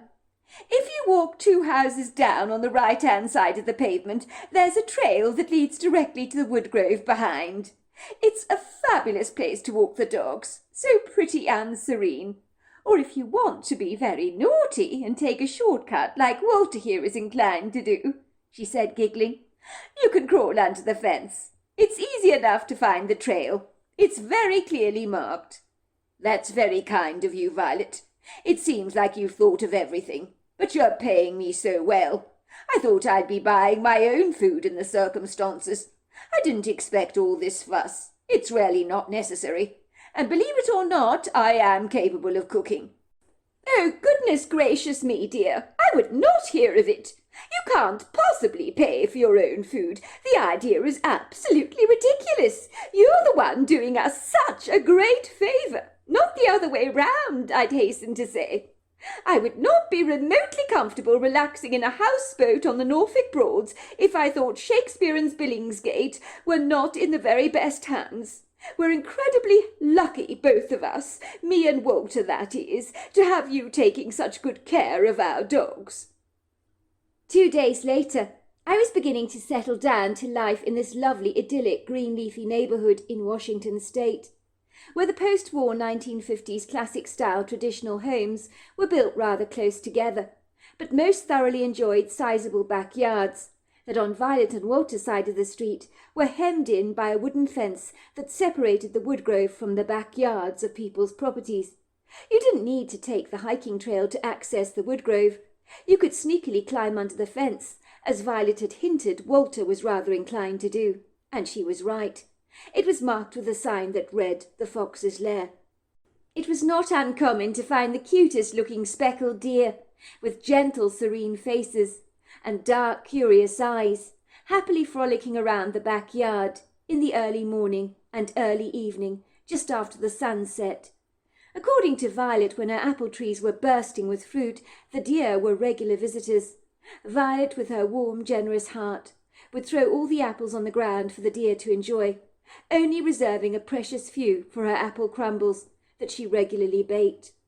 The next-door neighbour, Mrs. Hannay, kept popping around regularly, with baskets of food that was so large. I wondered if she secretly thought I was stashing away stowaways in the house or hiding Anne Frank in the attic from the Germans in World War II, that I'd clandestinely needed to feed. She was a lovely lady who wore her heart on her sleeve and was very close friends with Violet and of a similar age. She had a rather charming pixie face, framed by a short crop of layered white hair that stood up in soft waves. Her skin was weathered by as many lines as you might find on a road map or a wizened tortoise, that I thought was rather endearing, while her inquisitive brown bird-like eyes would peer at you curiously when she spoke, with her head always slanted at an angle, that reminded me of a bird perched on a branch, watching you intently. She was the kind of person most would like to have as their next-door neighbour. "I've known Violet for 40 years, she told me proudly. "We've been neighbours for yonks. I think we see each other more as sisters than just friends. When she first moved here, she was rather like a fish out of water, bless her heart. You know, coming from England and all that, not knowing a solitary soul around here. But that all changed rather quickly. Everyone loves the bones of Violet. She has a heart of gold on her, a rare treasure she is. Do you know one of the restaurants around here, courtesy of Violet, offers British desserts like jam roly-poly, spotted dick and apple crumble to their customers? The men love the stodgy desserts. Can't get enough of them, they can't. Anyway, enough of all that. Violet has informed me you now know all about the armed robbery, 2 doors down at the Cartridges' place. It is too ghastly for words. In fact, there really are no words. It naturally has had everybody around here their feathers ruffled. It came as quite a shock to everybody, and to you, I imagine. I didn't think Violet should tell you about the incident, nor did Walter, for that matter. But you know Violet, you know what she's like. She couldn't rest until she told you the truth. I really thought it might grievously upset your sleep.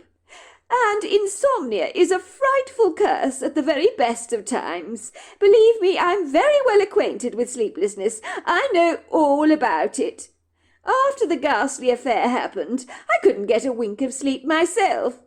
But the good news is, the armed robbery is very unlikely to happen again, according to the police, and I believe them wholeheartedly.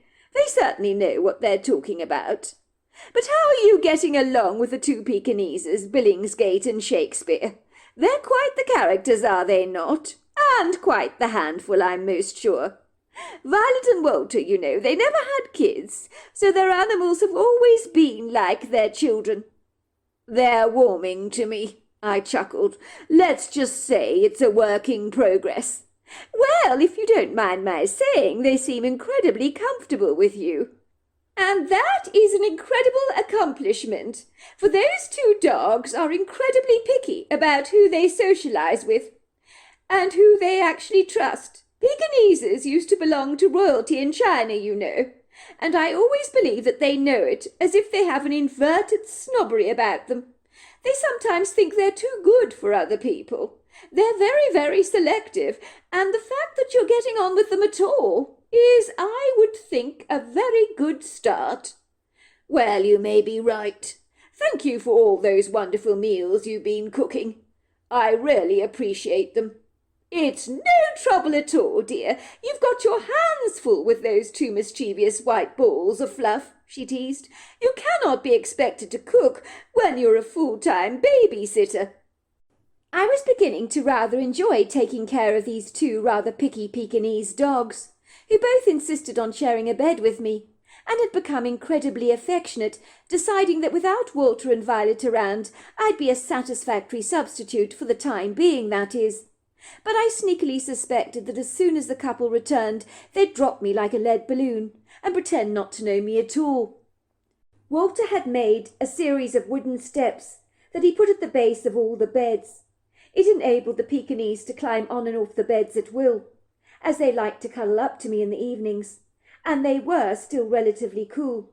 I really didn't think that news of the home invasion would worry me personally, but sometimes we have no way of knowing what can seep into our subconscious minds on a subliminal level, like water creeping through the ceiling, teasing our imagination so powerfully that we can believe something is real when it is not. It was May, and spring had birthed itself magnanimously all over the countryside, with her delightful ethereal pastel colours, from peaches, pinks, soft yellows, whites and lilacs. And these jewels of spring were worn like proud necklaces of finery over the deciduous trees that stood proudly among the lofty evergreen ones, like grand women at the races, draped in all their glory. Everywhere you dared to look, bright yellow cheerful daffodils were bursting through the ground, along with crocuses, while the woodgroves were covered in resplendent carpets of bluebells. The bleached grass, after a disloyal, treacherous winter, was a sorry sight indeed, but had thankfully been overtaken by the green, cheerful shoots of recovery. The days were becoming brighter.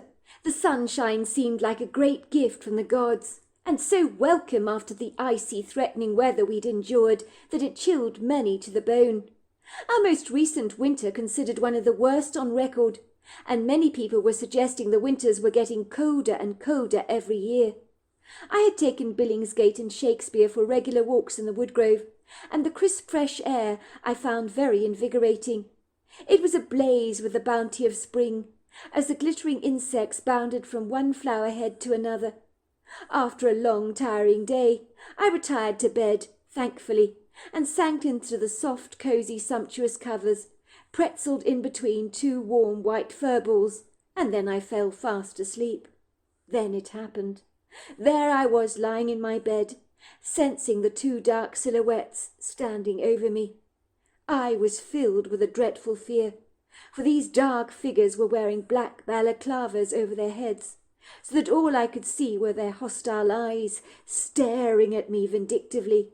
They hovered over my body like two hungry vultures, as if they wanted to tear my flesh apart, limb from limb. I was so afraid that perspiration poured down my back. My breathing became fast and furious, my heart thundered violently in my chest, and I kept my eyes tightly shut. I was terribly afraid of what I would see if my eyes were open, but I seemed to be seeing things perfectly clearly with them tightly shut, as if every single detail was being indelibly seared into my mind, with the efficient memory of a tattoo. I could hardly believe what was happening. Despite the faint promises of the police and their shallow reassurances, these menacious, predatory home invaders were back again, in this tranquil area in Washington State. How could they have even broken into the house? I had locked all the windows and doors painstakingly. And furthermore, I hadn't heard a damn thing. Both Billingsgate and Shakespeare had not uttered a word. They hadn't growled, nor had they barked. I had a sneaking suspicion they were now hiding in the closet like they'd done when I first arrived here. The home invaders were back again. This time they were after me. There must be some dreadful mistake. I had nothing for them, nor did Violet or Walter. What could they possibly want from me? One of the men pulled off his balaclava. Now that was not a good sign. I shivered in horror, knowing full well that if he allowed me to see his face clearly, then he was surely going to kill me, as I'd be able to identify him to the police. Why did he have to do that? Now I was in a dreadful pickle. I tried desperately not to look at his face, but to no avail. The overwhelming urge to study his appearance overcame me. I found myself studying him closely, taking in every single detail, wondering what could induce him to do such a wicked thing like this. Did he have no moral compass? Would he be sitting over his cornflakes in the morning, not batting an eyelid about what he'd done the previous night? This rough, abrasive man, who would make sandpaper look smooth, had a prominent, ugly, reddened scar that jutted out obtrusively from his skin and snaked at a rather bizarre angle, furiously down the side of his pock-marked cheek, where he'd broken out into clusters of angry-looking pimples that covered every surface of his skin like bumpy wallpaper. It looked like his scar had occurred from some kind of brawl in a bar. The man was possibly 21 years old, his predatory brown eyes devoid of any light, that betrayed not an ounce of compassion in their cold, unyielding depths. I could pick out those soulless, empty, dead eyes in any police line-up, I was certain of that. They were the most evil eyes that I have ever beheld. His mouth twisted up on one side in a gummy smile, exposing a long line of chipped yellow teeth that looked like they'd been sand-blasted with the acidic sweet drinks from his early life, probably given to him by his mother when he was 2. In every angle of his form he was so hideously repugnant, even though his posture was young and strong, as if he'd spent much time in a gym, strengthening his core.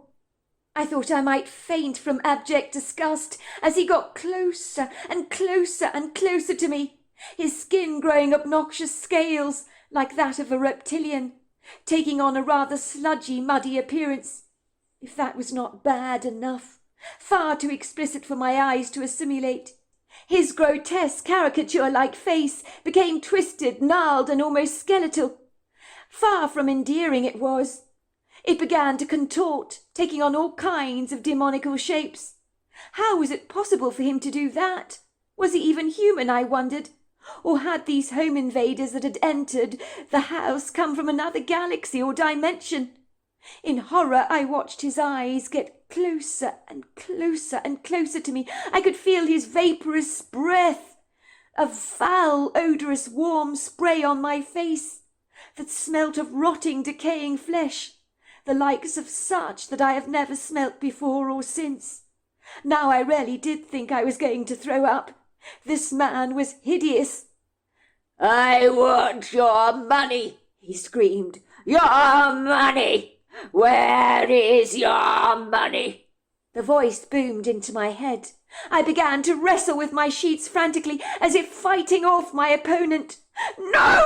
I screamed. "No! Get away! Get away! I haven't got any money for you. Leave me alone. Go away. There is nothing for you here." I sat up with a frightened start. The sounds of my desperate screams echoed back at me from all four corners of the room.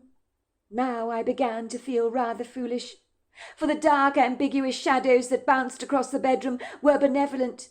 The ambience appeared untainted by any foul, odious smells, or the distorted intrusion of men I was sure I'd seen moments before. But no one was there. I wondered what had happened, for I was sure that the home invaders had been here, especially the one with the ugly scar.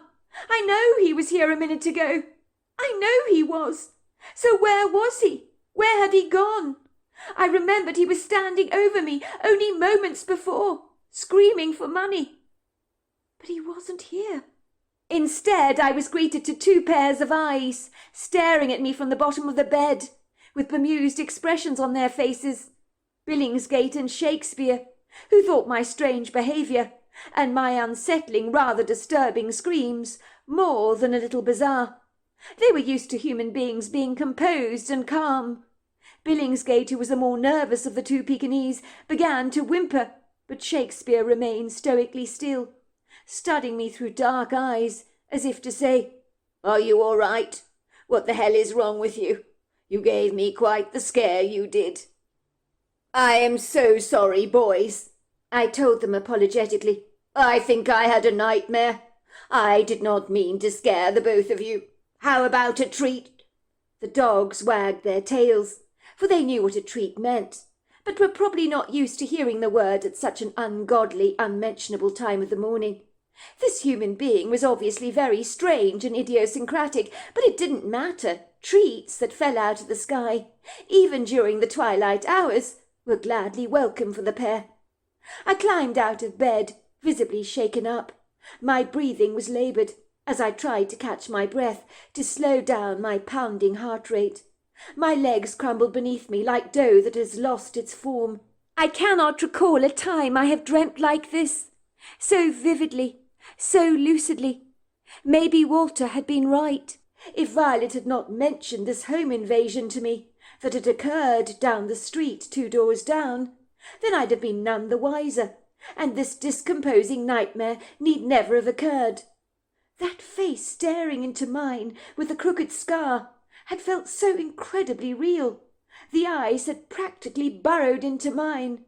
"Calm down, Montgomery," I told myself. "You had a bad nightmare, that's all. Now go and make yourself a hot toddy and come back to bed. All will be well in the morning." I glanced briefly at my bedside clock on the nightstand.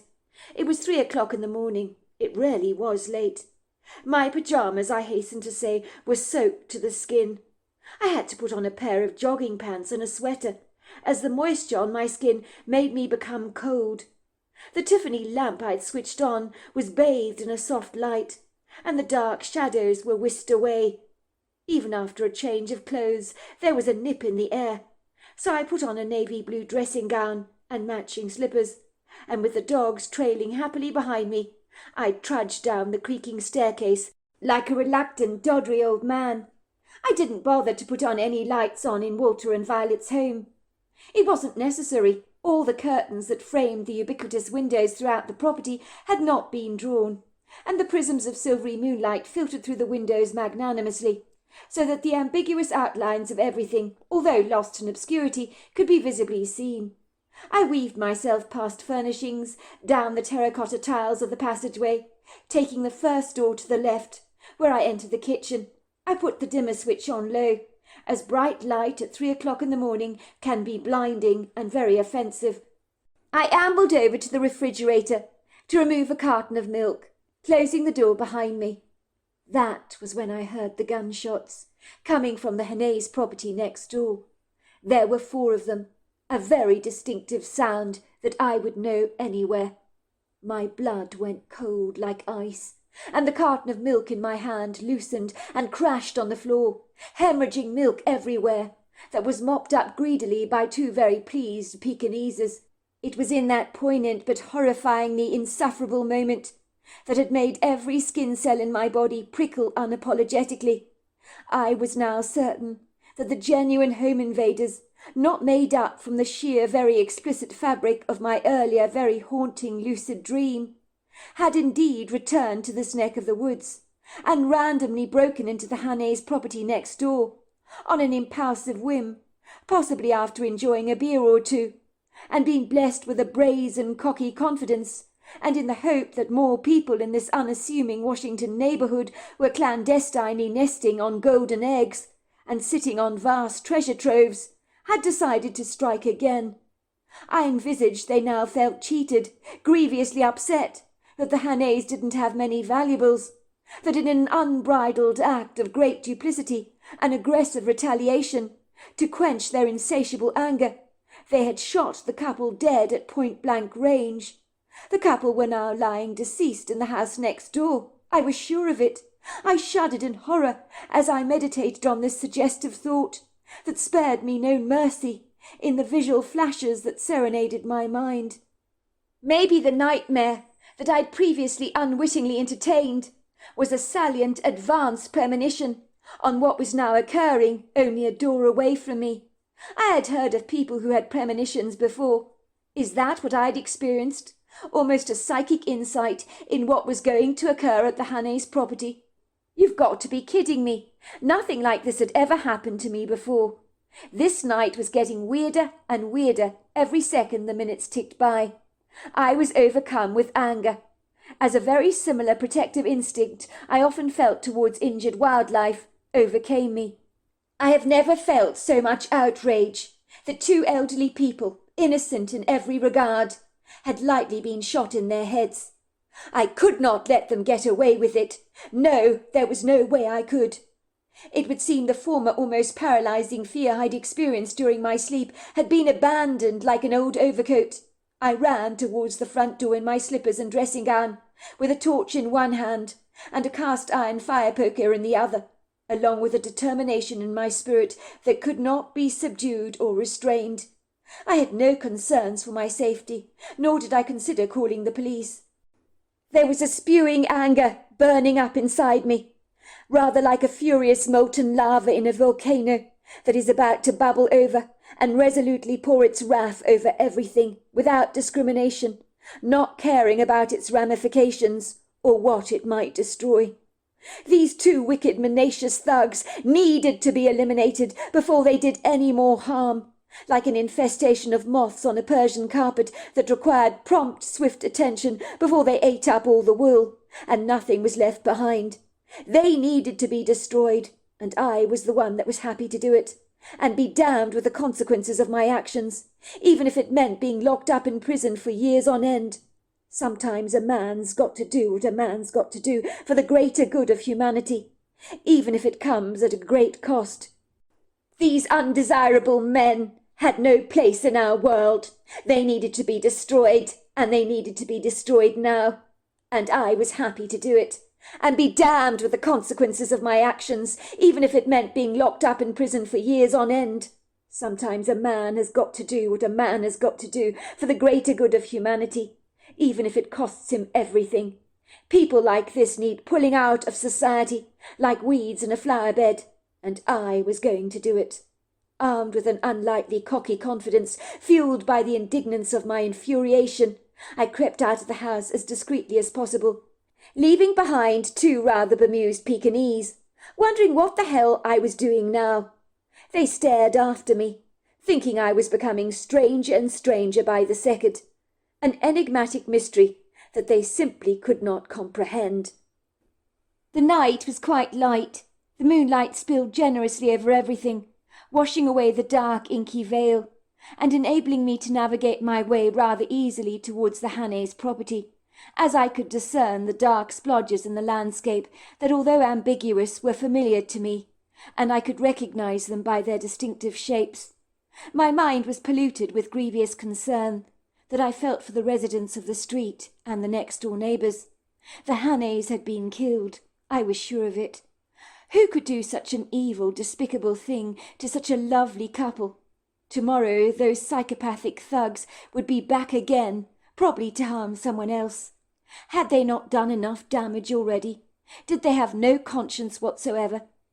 Even though I was wearing a dressing gown, the bitter icy fingers of a cool breeze nudged me, brushing against my face. My heart boomed in my chest as I clandestinely made my way to the Hannays' property. That was when I heard the gunshots again. More of them. Are you kidding me? But then I realised these were not gunshots, as I had suspected they were. One of the street lights was shorting, its light flashing on and off. The sound it was making was exactly like gunshots. I sighed with monumental relief as I studied the street light and began to laugh to myself at the ridiculousness of this whole situation. I was about to return to Walter's house when I noticed this tall black form that I initially thought was a hefty stump of a tree, but it began to move. It was looking up at the street light, shaking its head. What the hell is that? The night was becoming even more bizarre. First that weird dream that was so real, now a street light that was popping like gunshots, and now a strange giant-like creature that was definitely not a bear, standing under a street light, watching its sparking yellow light as it shorted. I was curious about this huge, robust form, standing on 2 feet at approximately 9 foot tall, with a very distinctive shape, and the stature of a human being, only gargantuan in its proportions. She was covered in long, flowing, dark hair, although I couldn't exactly discern the colour. I had no way of knowing that this was a Bigfoot at the time, but years later I was able to put a name to this idiosyncratic human-like creature that I was beholding. I'm not really sure how I reacted. I mean, how do you react when you see something so bizarre? The night had been so preposterous that even if strange green men popped out of the soil or fairies floated through the trees, I'd have probably accepted the oddity. Should I have been terrified? Absolutely. There are no words to describe the size of this thing. And the fact that she was all black made her all the more intimidating, because black masses in the middle of the night seem to have more in common with your darkest nightmares. I stared at the ambiguous creature, who was looking back at me with treacle-coloured eyes. She shook her head, pointing at the street light. "Not safe," she said. "Kulati! Kulati!" She spoke to my mind, and I comprehended her words. The next minute I knew, I heard a car rolling up to the Hannays' property. There were blue lights flashing on and off, and 2 armed police officers climbing out of their car, having heard the reports of gunshots on our street from a resident who, like me, feared some people had been killed. On seeing me, the policeman looked annoyed. "What are you doing out here, son? You should stay in your house if you hear gunshots, to avoid becoming a victim of a crime." "It's a false alarm, officers," I told them, pointing to the light shorting on the street. "It had me fooled. I thought people were being shot. I think you will find the perpetrator here is a long vertical pole made out of steel with a glass head, and is approximately 18 foot tall, firing blanks, I imagine." The 2 policemen who had arrived on the scene with guns at the ready sighed with relief, staring up at the street light with abject astonishment, and similar expressions of bemusement on their faces that the Bigfoot had worn only moments before. "God, I've seen everything now. Those lights sound like gunshots, you're right." When the officer said he'd seen everything, I smiled to myself clandestinely and thought, "No, you haven't, sir. You don't know the half of it. I saw something tonight you would never believe, even if I told you." I looked around for the ambiguous creature I'd seen, but she'd all but vanished, with such stealth I'd never even seen her go, as I'd been distracted by the arrival of the police vehicle, and when I returned back to Violet's house, to be greeted by two slightly nervous Pekineses, who sensed something was amiss, I couldn't get the creature I'd seen out of my head. It was difficult to believe that it had been real. It almost seemed as illusory as my dream had been, but I knew that I'd seen that creature. It must have been about a month after Violet and Walter returned from their trip to England, although I can't be sure. They'd enjoyed a fabulous holiday there, and according to Violet, the passage of time appeared to have melted the rifts between her and her sister Sabrina. "It was so wonderful, Montgomery," she told me. "We settled our differences. We got on so well during the holiday on the Norfolk Broads. I think being that much older, we're more worldly wise these days, and less immature, and we just seemed to click. I have to tell you the good news, Montgomery. You won't believe it. Those god-awful thugs have finally been caught and arrested." Then she told me the story of the man who ran the old tavern bar in town. Godfrey's account. When you work at a bar, day in and day out, as I do, you hear things, and when people are inebriated, you wish you didn't hear things, even if you try to block your ears. I'd say that the clandestine secrets in people's hearts have a way of crawling out like a spider from a drain. Granted, hairdressers often hear gossip, but not the kind of things you're privy to hearing about when people's tongues get decidedly loose after a drink or two. And believe me, tongues can really wag, and people's dirty laundry has a habit of being aired rather inappropriately when a person is not completely in control of their faculties. I know many people's little secrets, like a Catholic priest might do in confession, and not all of it is pretty, but as a manager of a bar, I tend to keep stum. I wouldn't have a good reputation otherwise, if I had a nasty habit of blabbing about my customers' misdemeanours and spilling all their dirty secrets. There is no point in setting the cat among the pigeons when you want to maintain the peace and keep your customers coming back. It was a normal Friday evening at the tavern for me. I was serving many of my local customers, many who over the years have become very good friends. Two young men walked into the bar, whom I'd never seen before. I instinctively did not like them. They had this cockiness about them, as if they thought they were all that. I've often seen it in youngsters who grow up in wealthy families and have the attitude of self-entitlement, as if the world owes them a living, and they are second in line of being crowned King of England, that kind of attitude. It was a lot like that, and it's ugly to see in youngsters behaving as if they think they are God's gift to humanity.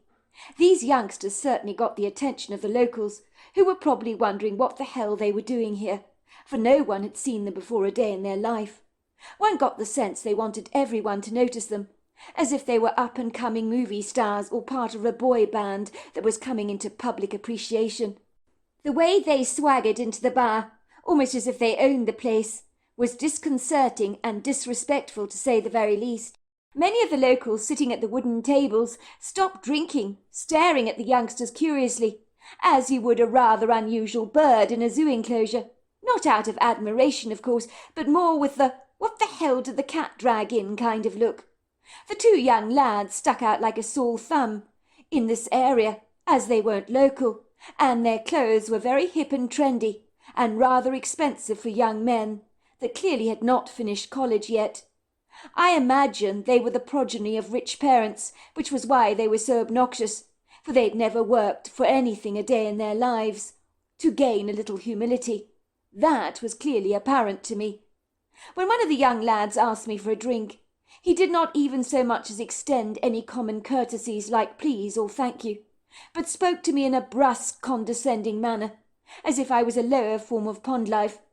I'm used to young men giving me respect, but these men did not know the meaning of being polite. I have met rude people in my time, as in my line of work, that goes with the job. I've seen all kinds of people on the colour spectrum, and I'm not talking about race here, but of approachability. This young man was definitely on the dark side. It didn't help that he had an ugly scar on the side of his cheeks, which I suspected he winded up getting in some kind of physical altercation. He looked rough around the edges, as if he wouldn't be adverse to beating up any one of my customers, if they wound him up in the wrong way, that is. I swear to you his eyes appeared to be almost black, although they were probably brown, but let's just say they betrayed to me that there was no compassion in his heart. I've heard customers often talk about eyes being the window of the soul. I wasn't convinced until now. You could have beautiful eyes and be cold as a fish, I'd thought, and heartless as a crocodile. But these men, no, they had malevolent eyes. I probably looked at his scar a wee too long, as I was wondering how it had occurred, when he snapped at me. "What's your problem, sir? Never seen a scar before?" he snapped. "Sorry, I do apologize. I didn't mean to stare. It looks as if it might have been painful." "I mean, what happened to you?" I asked bashfully. He glared at me. "Mind your own business, sir. Are you going to give me a beer or not? Or am I going to wait all day? I can see the service around here is slow. Your bar looks like it belongs in the 50s. In case you've forgotten, we've moved on. We're living in the 80s now. I think the vintage look has died out now. But I guess these old codgers, like yourself, are stuck in a time warp. Are there no hipster places in this goddamn town? Is it really that rural?"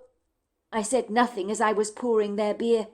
I prefer not to create confrontation of any kind, and I'd learnt not to let prickly people rub me up the wrong way, and this young man was a cactus. I noticed both men were wearing expensive jewellery. I'm not used to men wearing jewellery, so it got my attention. They were wearing gold chains around their necks that looked pretty real to me. What got my attention was a young man's fat wallet that was bursting with notes. It certainly confirmed to me that these young men were stinking rich, and I almost cursed their parents for enabling them to become so stuck-up and condescending. Did they not realise what kind of precocious brats they'd actually raised, that were hardly an asset to humanity? For some reason I decided to keep a close watch on these two youngsters, as I was uncomfortable about their presence in my bar, and was worried that they'd stir up trouble. As I suspected, they began to drink and drink, until they were completely bladdered. It would seem there was no restraining their alcoholic ingestion. At one stage they were talking to another drunk young man, whom I'd never seen before either. He arrived on the scene and joined the other two young lads. I was collecting some empty beer mugs at a table, placing them on a tray, very close to where the drunk men were sitting. They were slurring on their words and boasting about something. I overheard the intoxicated drunk man with the scar saying, "I've killed someone before. Ha ha! No big deal. No big deal. I'll never be caught. I'm too clever for the cops. They'll never find me." The young man said, "Nope, you haven't. You're lying. You're lying." "I have, haven't I, Bart? Have I killed someone, Bart? Tell him I've killed someone." The other man hooted with laughter. "I saw it myself. He's not lying. We nearly did the same a few weeks back, when we held that old couple up in a house not far from here. Oh, my God, they were begging for their lives. It was pathetic, pathetic. We cleaned them out, we did. We got rich on their account." It was in that moment I knew these men were the young men that were responsible for the home invasion in our town that everyone had learnt about. So I promptly called the police. Everyone in the bar clapped and jeered. As the men were arrested, they eventually confessed to their despicable crimes. After many interview sessions with the police, they were described as psychopaths who did not possess an ounce of compassion, which did not surprise me at all, as that was the impression that they gave me when they arrived at our bar. It turned out that one of the cleaners that worked for the cartridges and loved them dearly had spoken in passing about their great wealth to her brother, not realizing that her words would lead to a dreadful home invasion. It would seem her brother was the black sheep in their family, and had bunked out of school all his life, and been involved in petty crimes. One day she'd introduced Mr. and Mrs. Cartridge to her brother, who had picked her up to take her to their family home in Spokane for dinner. And on the way to their home, he asked her about the Cartridges. She mentioned how wealthy they were in passing, how many family heirlooms they had, and her brother, who unbeknown to her, had actually killed a man for his wallet, decided that the cartridges would be an easy target.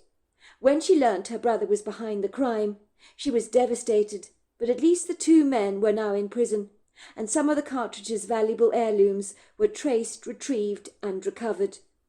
10 years later, I was 28 years old, married with a young wife called Philippa and a 3-year-old boy called Justin, when I learnt that Walter's wife Violet had tragically died.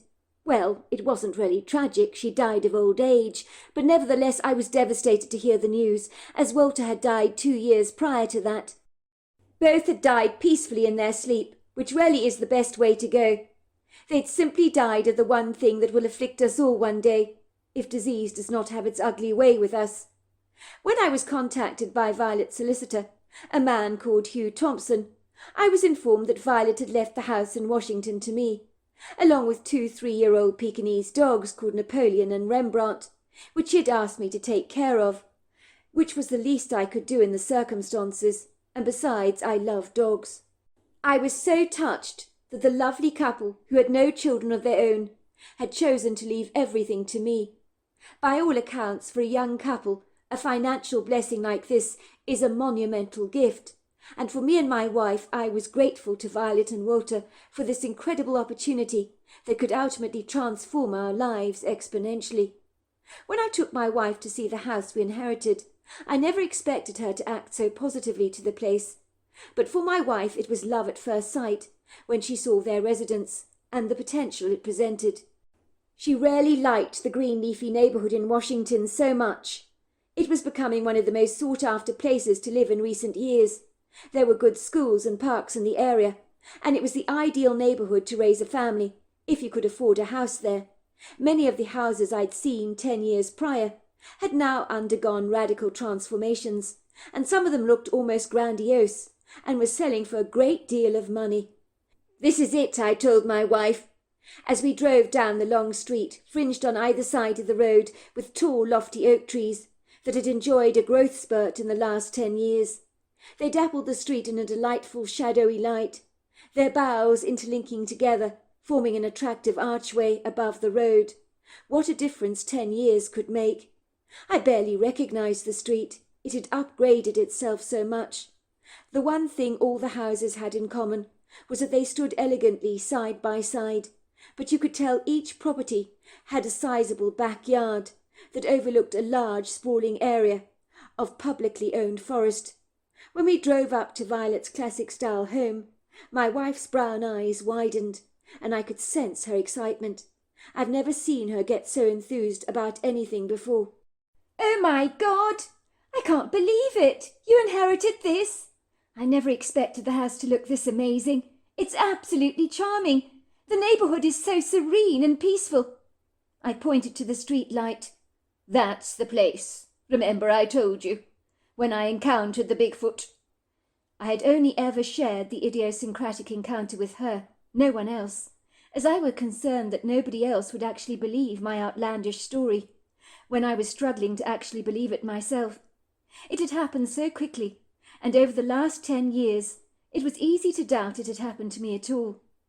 I would review the memory in my mind over a dozen times and ask myself, did that really happen? Could I have imagined the whole thing? But try as I might to convince myself otherwise, that it had just been a figment of my imagination, I knew it was not. But the chance encounter was so fleeting, it was easy to keep re-examining what I'd seen.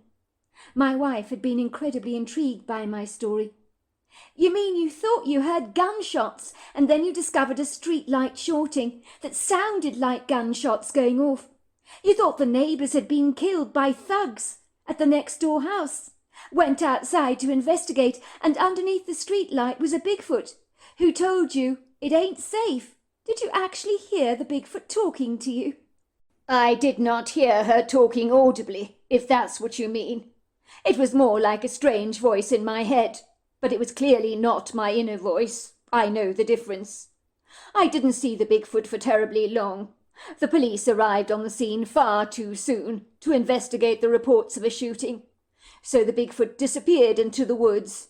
Even though it was dark, she moved like a ghostly shadow. She looked like she was floating. How do you know it was a she? The wife had asked me. Did you see her breasts? It was too dark to notice those details, but I think I just knew she was female. Sometimes you just know things without any real explanation. Perhaps it was an energy or something. As my wife stared at the streetlight, she asked me teasingly, "Do you think they've actually fixed the streetlight since it was shorting all those years ago?"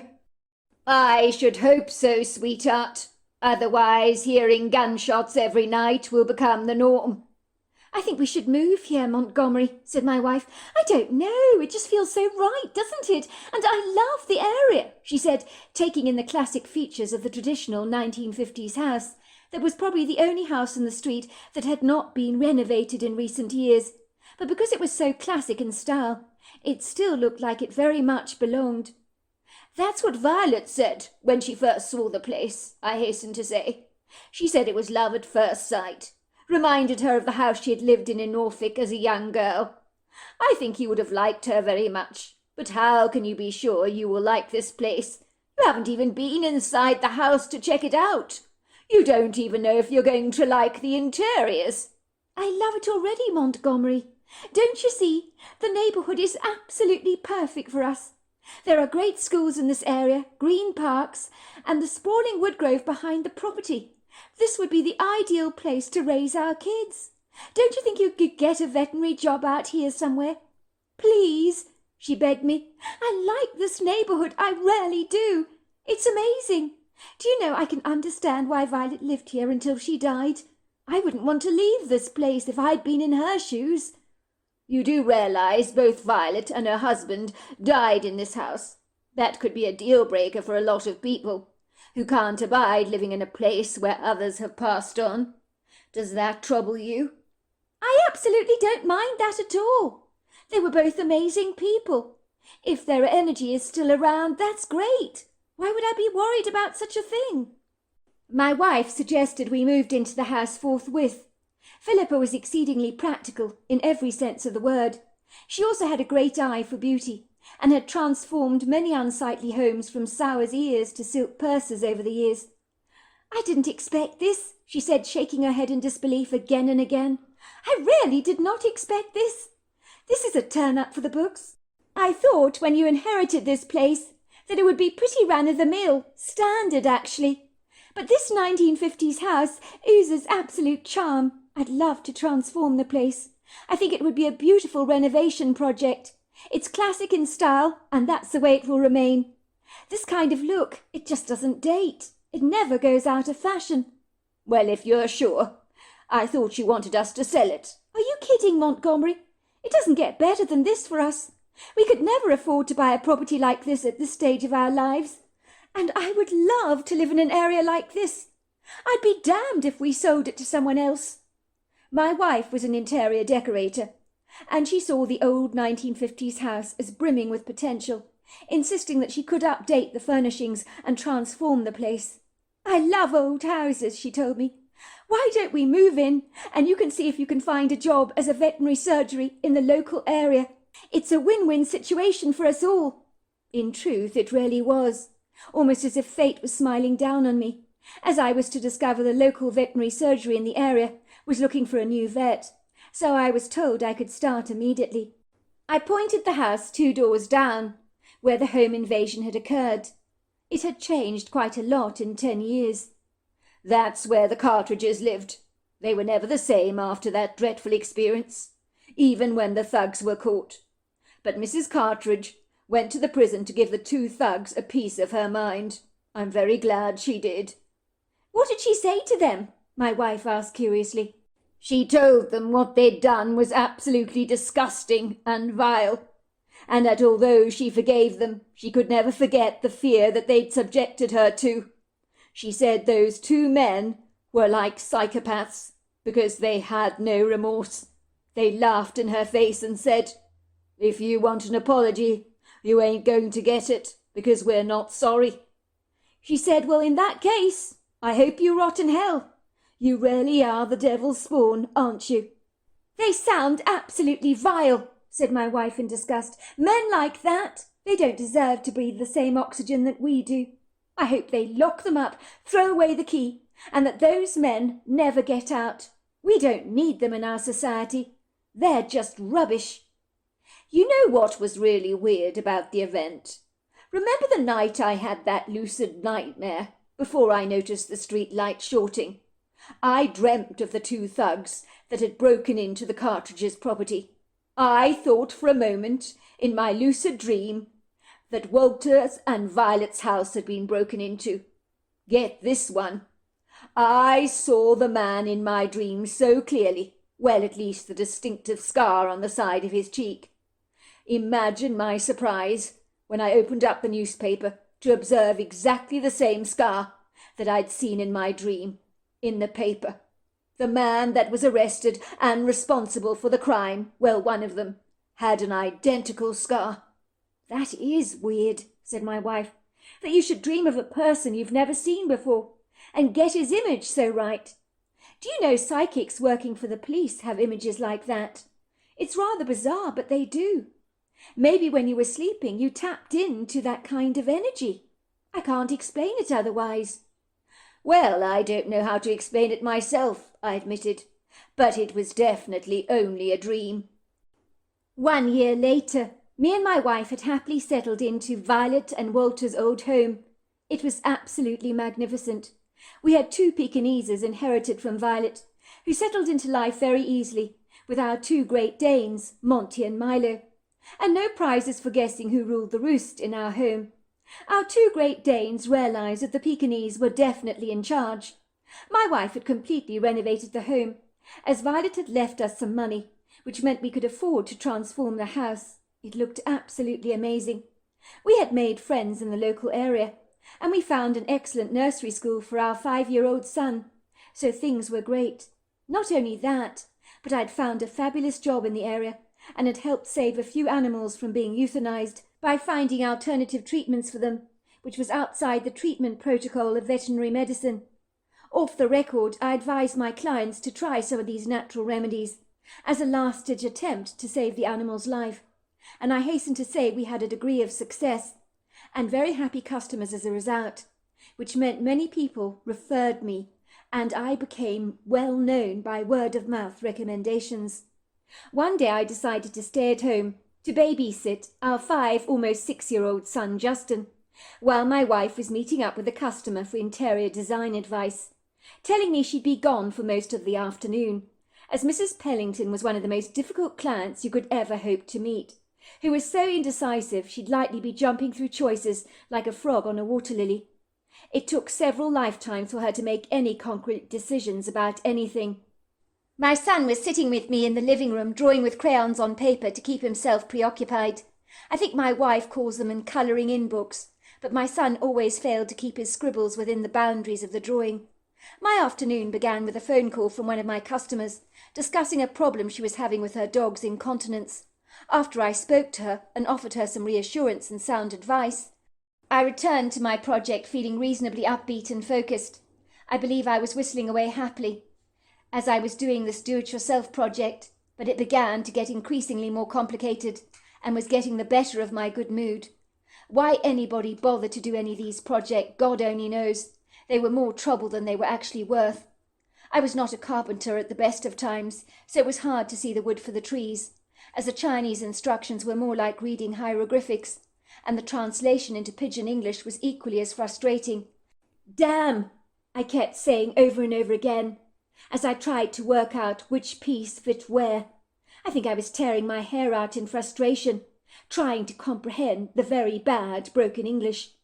The 2 Pekinese were lying on the sofa, with eyes contentedly shut, not taking any notice of my swearing. Both my Great Danes were also lying on the floor, with legs outstretched and large heads resting on paws.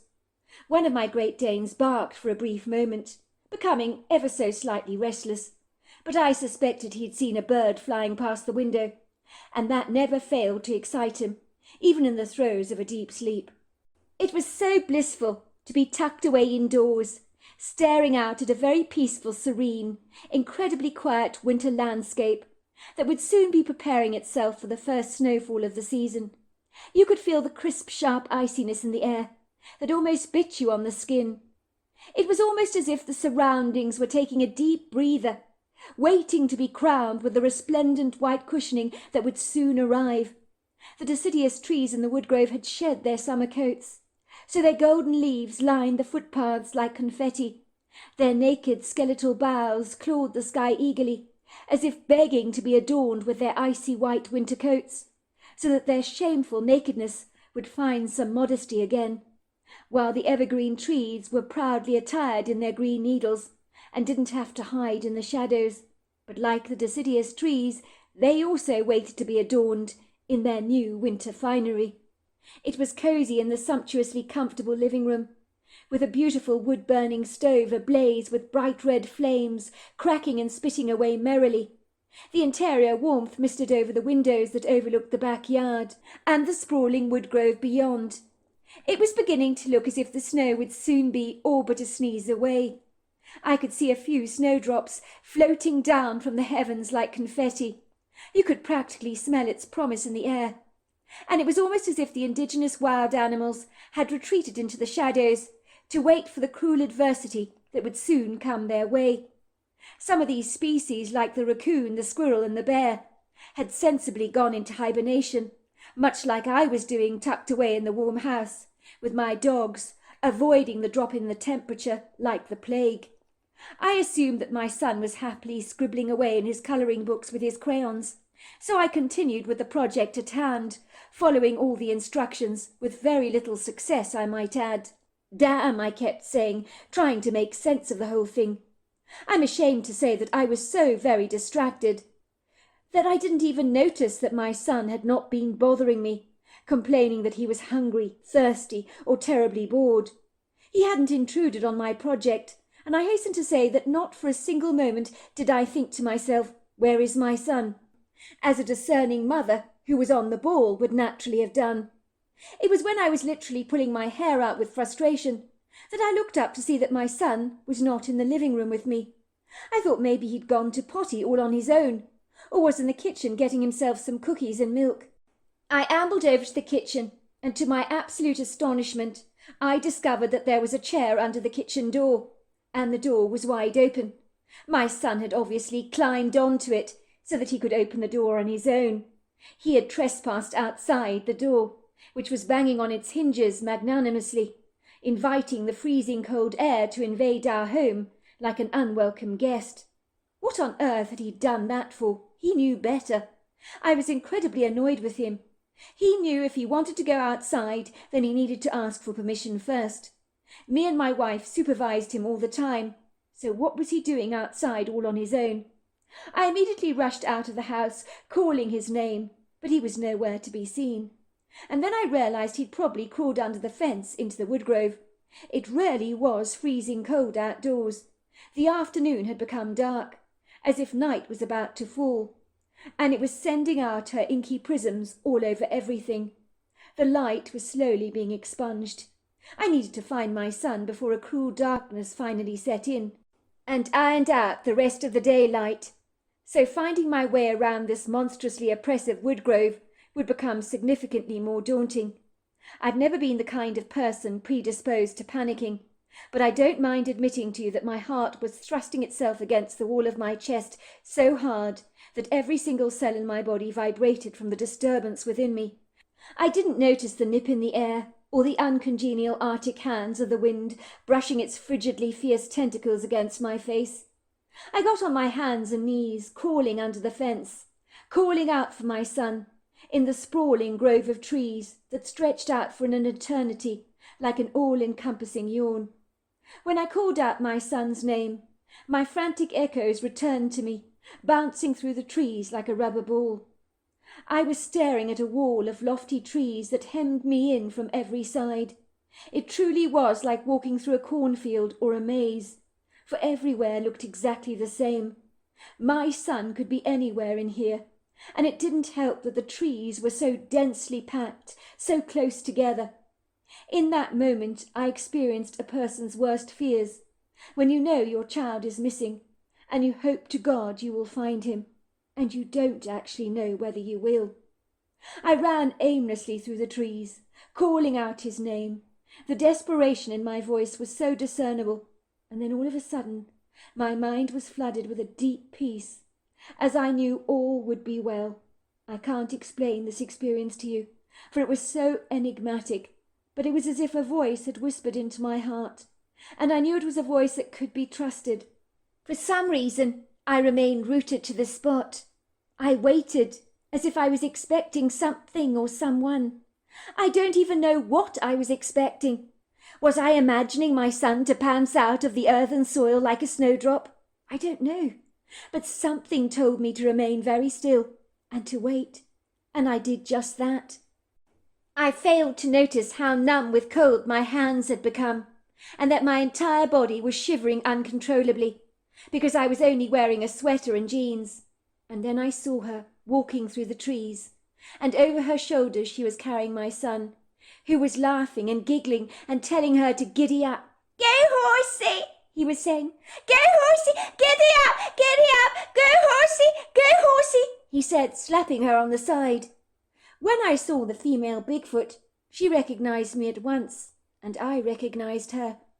But in the waning light of the late afternoon, I could see her more clearly, and the kindness in her eyes seemed to melt the iciness that had completely consumed me. I observed her long flowing hair, that I once believed was black, was in fact a cinnamon colour, and she did have breasts, but they were terribly small, very inconspicuous. The creature's expressive face was etched with so much personality, as if she had a great sense of humour. She was wearing a magnificent necklace of eagle's feathers around her neck, with a central milky crescent-like stone that resembled a crescent moon. She spoke to me in a crisp, clear voice, in a language that lay rooted in ancient origins, but in some miraculous, rather marvellous way. She communicated with me telepathically, so the meaning of her words was precisely articulated in my mind. "Gilaquina Zakana," she told me. "My name is Zakana. Golopati la qua, sinati la gilano, agisatui la poco." It means the gifted one. I meant to introduce myself to you the last time when we met, under the popping light, but then the people came, and I don't show myself to many of your kind, but you are different. You've helped many animals over the years, and there's a raven spirit that follows you everywhere you go. It's protecting your life. You saved a raven once, did you not? "Gilani quassa, toloba gilani qui, hosati la kina, obolati la ko." "That's right. I called her Fledge at the time." "Dilakila obola sana." She's never forgotten your kindness. Many animal spirits watch over you. "Diladikalikwa, omatila sa." It was brought to my attention your child was lost, so I brought him back to you. I found him wandering around the wood grove, looking very disorientated. "Thank you very much for bringing him back to me. I really appreciate it." "Gola biki, no gola swa, tilani kasakolo." "No, it is me that must thank you, for you value every life. I eat meat, you know, but I never waste anything I eat, because I know that that animal gave up its life for me. Appreciation is key, you know, to receiving the favour of the universe, which is returning its favour back to you," she said, pointing at my son, and then back at me again. "I need to tell you, an elderly couple is watching over you as well. They used to live in that house of yours. Gilani quasina, nikali kolobosa, sivani sholona." "Oh, that's good to know," I said. "Thank you for telling me that." Jason, who had been released from the Bigfoot, was clutching to her tightly. He didn't want to leave her side. He wanted yet another ride. "I want another ride, horsey! Horsey, I want another ride!" "Go with your father," said the Bigfoot. "Dolatina!" And to my surprise, my son, who usually protests over everything, obeyed. Me and my son watched this beautiful, ambiguous creature just slipping into the forest, and she was gone. "What did you mean by leaving our house like this?" I asked my son. I saw a deer in the yard, Daddy. He looked really, really sad. I wanted to go and cheer him up. I think he was feeling very cold. I was going to tell him he could come inside and lie by our fire next to our dogs, and that I had lots and lots of apples in the fridge that he could eat. But he ran into the woods, but I couldn't find him. I tried to look for him, but he just went away. I don't know where he went, Daddy. Of course you don't know where he went, son. I'm sure he was grateful. I don't think he was sad. He was probably just a little cold, but they're used to seasonal changes. But we can always leave some apples out for him. But next time I would appreciate your not going into the woods like that. Do you understand? The horsey lady found me and she gave me lots of rides on her shoulders. It was so fun, Daddy. She told me not to worry because I was lost. She told me she'd take me home to you. You're very lucky the horsey lady found you. She may not always be around. And if you're lost, what are you going to do then? You might not find your way home.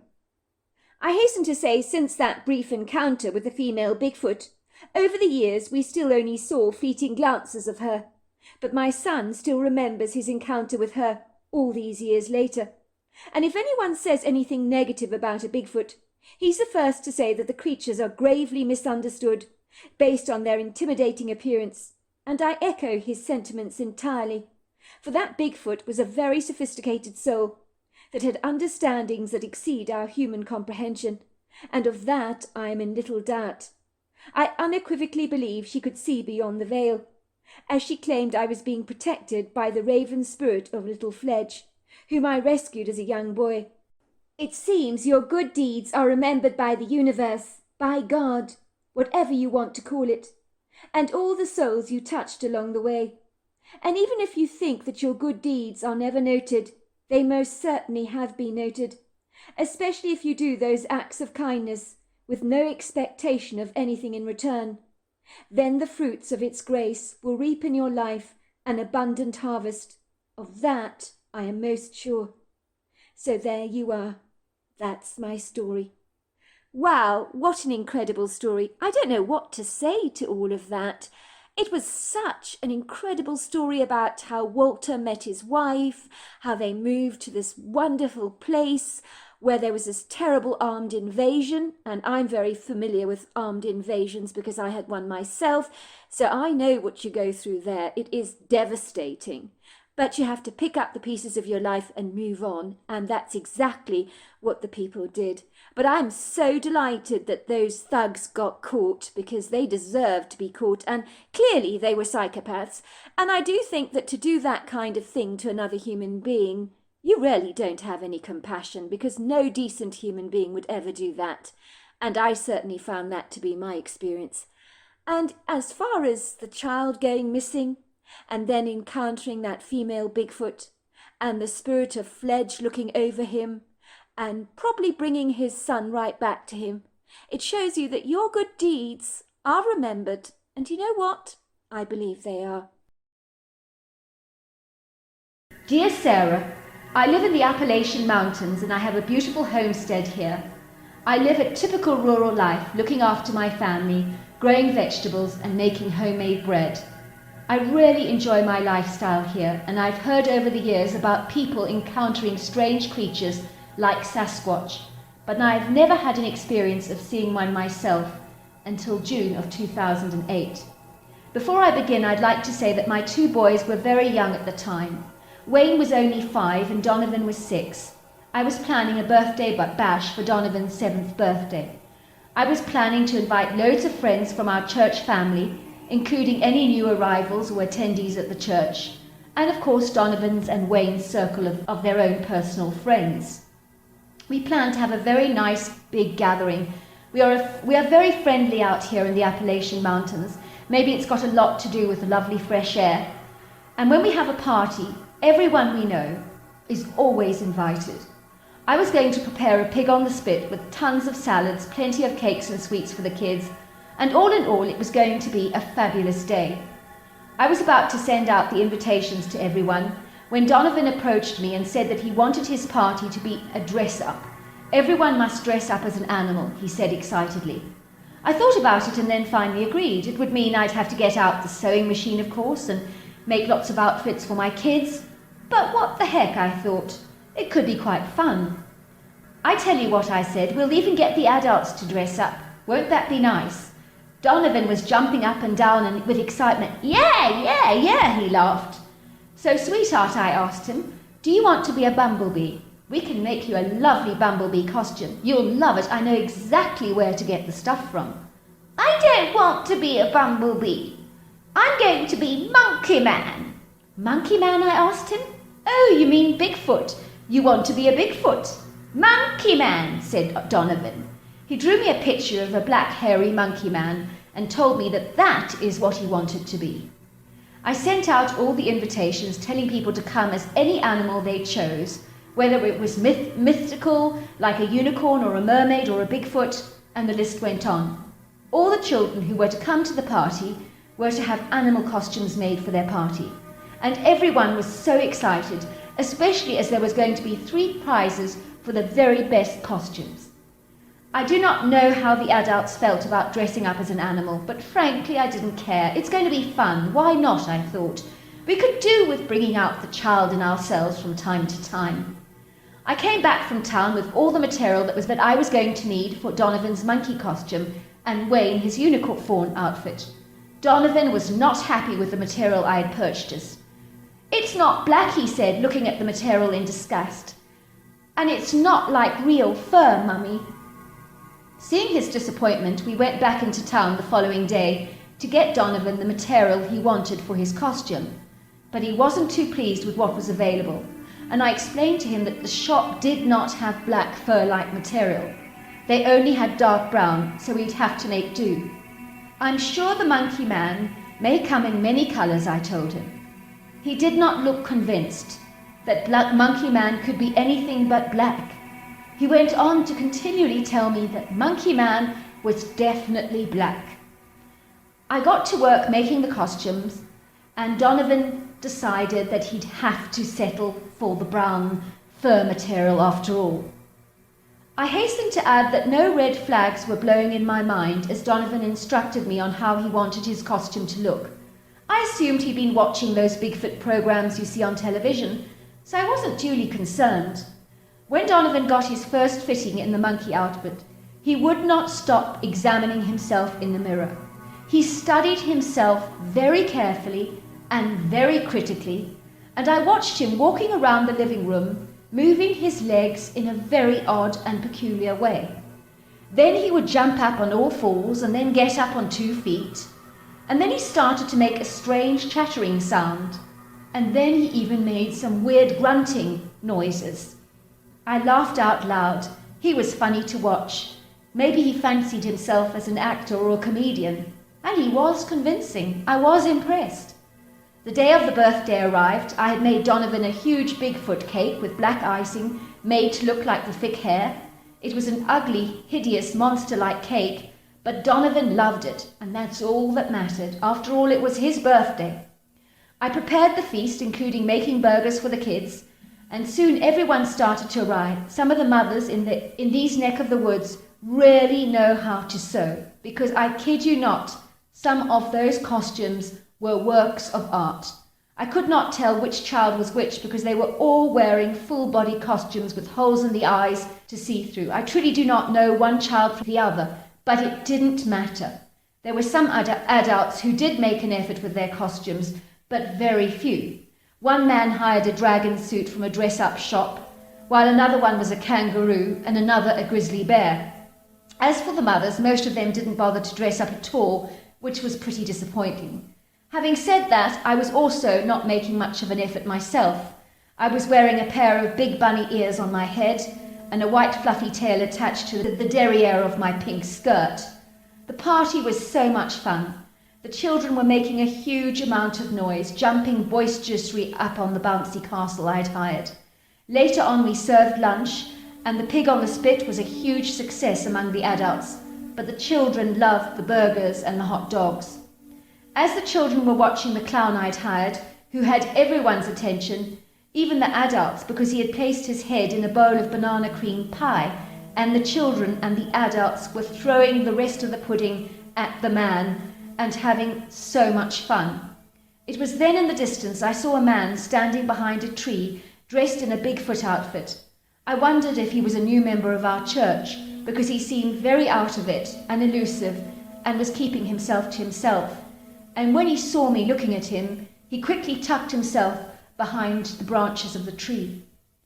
I know what it's like to feel painfully shy, so I felt a smouldering sense of empathy for the poor man. When I was younger, to avoid socialization, I had also hidden behind trees and hedges to avoid talking to people. It had been one of my best party tricks. The party went on to quite late in the day because the parents talked for ages amongst each other. Then it was the prize giving, and I looked around for the man with the Bigfoot outfit, but he was nowhere to be seen. So I presented the fancy dress prizes to Piglet, Eeyore, and Winnie the Pooh, all who wore costumes that their mothers had made to absolute perfection. I asked around, who was the young man from church in the Bigfoot outfit? It was a brilliant costume, so realistic, I said, just how I would imagine a Bigfoot to look, only way too small for a real Bigfoot. Everyone looked at me as if I was talking a foreign language. Nobody was wearing a Bigfoot costume. Ray was wearing that hairy bear suit, if that's what you mean, but there was no one wearing a Bigfoot costume. My heart started racing, not from fear, but from the realization that what I had seen behind the tree may well and truly have been the real deal himself, Bigfoot. There had definitely been something about that creature, even though he was small, I thought. But then you do get juveniles. Maybe he was a youngster who was just curious about the noises that were coming from my home. I then thought suddenly about my son's strange behavior recently, where he had mimicked what he called Monkey Man. He had also wanted a Monkey Man cake for his birthday and an outfit, and he had been very precise about how it should all look. I asked Donovan once again, who is Monkey Man? Why don't you draw me a picture again? He drew me a picture of Monkey Man, and I asked him, where does he live? I do not know. I only saw him once, said Donovan. He took our chicken. What? I asked. Why did you not tell me? You do not ask me. You didn't ask me, chuckled Donovan. Is he going to give us our chicken back, Mummy? He asked. No, I don't think so, I said. If you do see him again, you must tell Mummy, all right, and you must promise me you will not go up to him. Donovan nodded. He was a good boy, really. I have to say I'm still surprised I saw a Bigfoot that day, but he must have been a youngster. However, I will say this on reflection, what I saw that day, that Bigfoot looked exactly like the Patterson film, only he was much smaller and thinner. So that's my story. Bigfoot showed up for a birthday party when he's supposed to be elusive, but to be fair, I was the only one that noticed him that day. I did not get the impression he was dangerous, but I guess just like human beings, you are going to get different personality types. Even so, I would not be comfortable having him hang around our property. There have been a few whooping sounds on our property from time to time, and the occasional wood knocks among the other sounds that we hear at night. I do wonder if they're coming from our Bigfoot. As long as he keeps a distance, I really don't mind. Love to you and your viewers. Well, hello there. I hope you enjoyed the Omnibus edition. We've got many more coming our way for you to listen to. Sending you love wherever you are in the world, in North America, Canada, Kenya, wherever you may be. I send you lots and lots of love. Thank you for listening to my Omnibus, and I really do hope you enjoyed it, because that's the whole idea about it, is to give you some interesting stories to listen to. So until next time, goodbye and good night.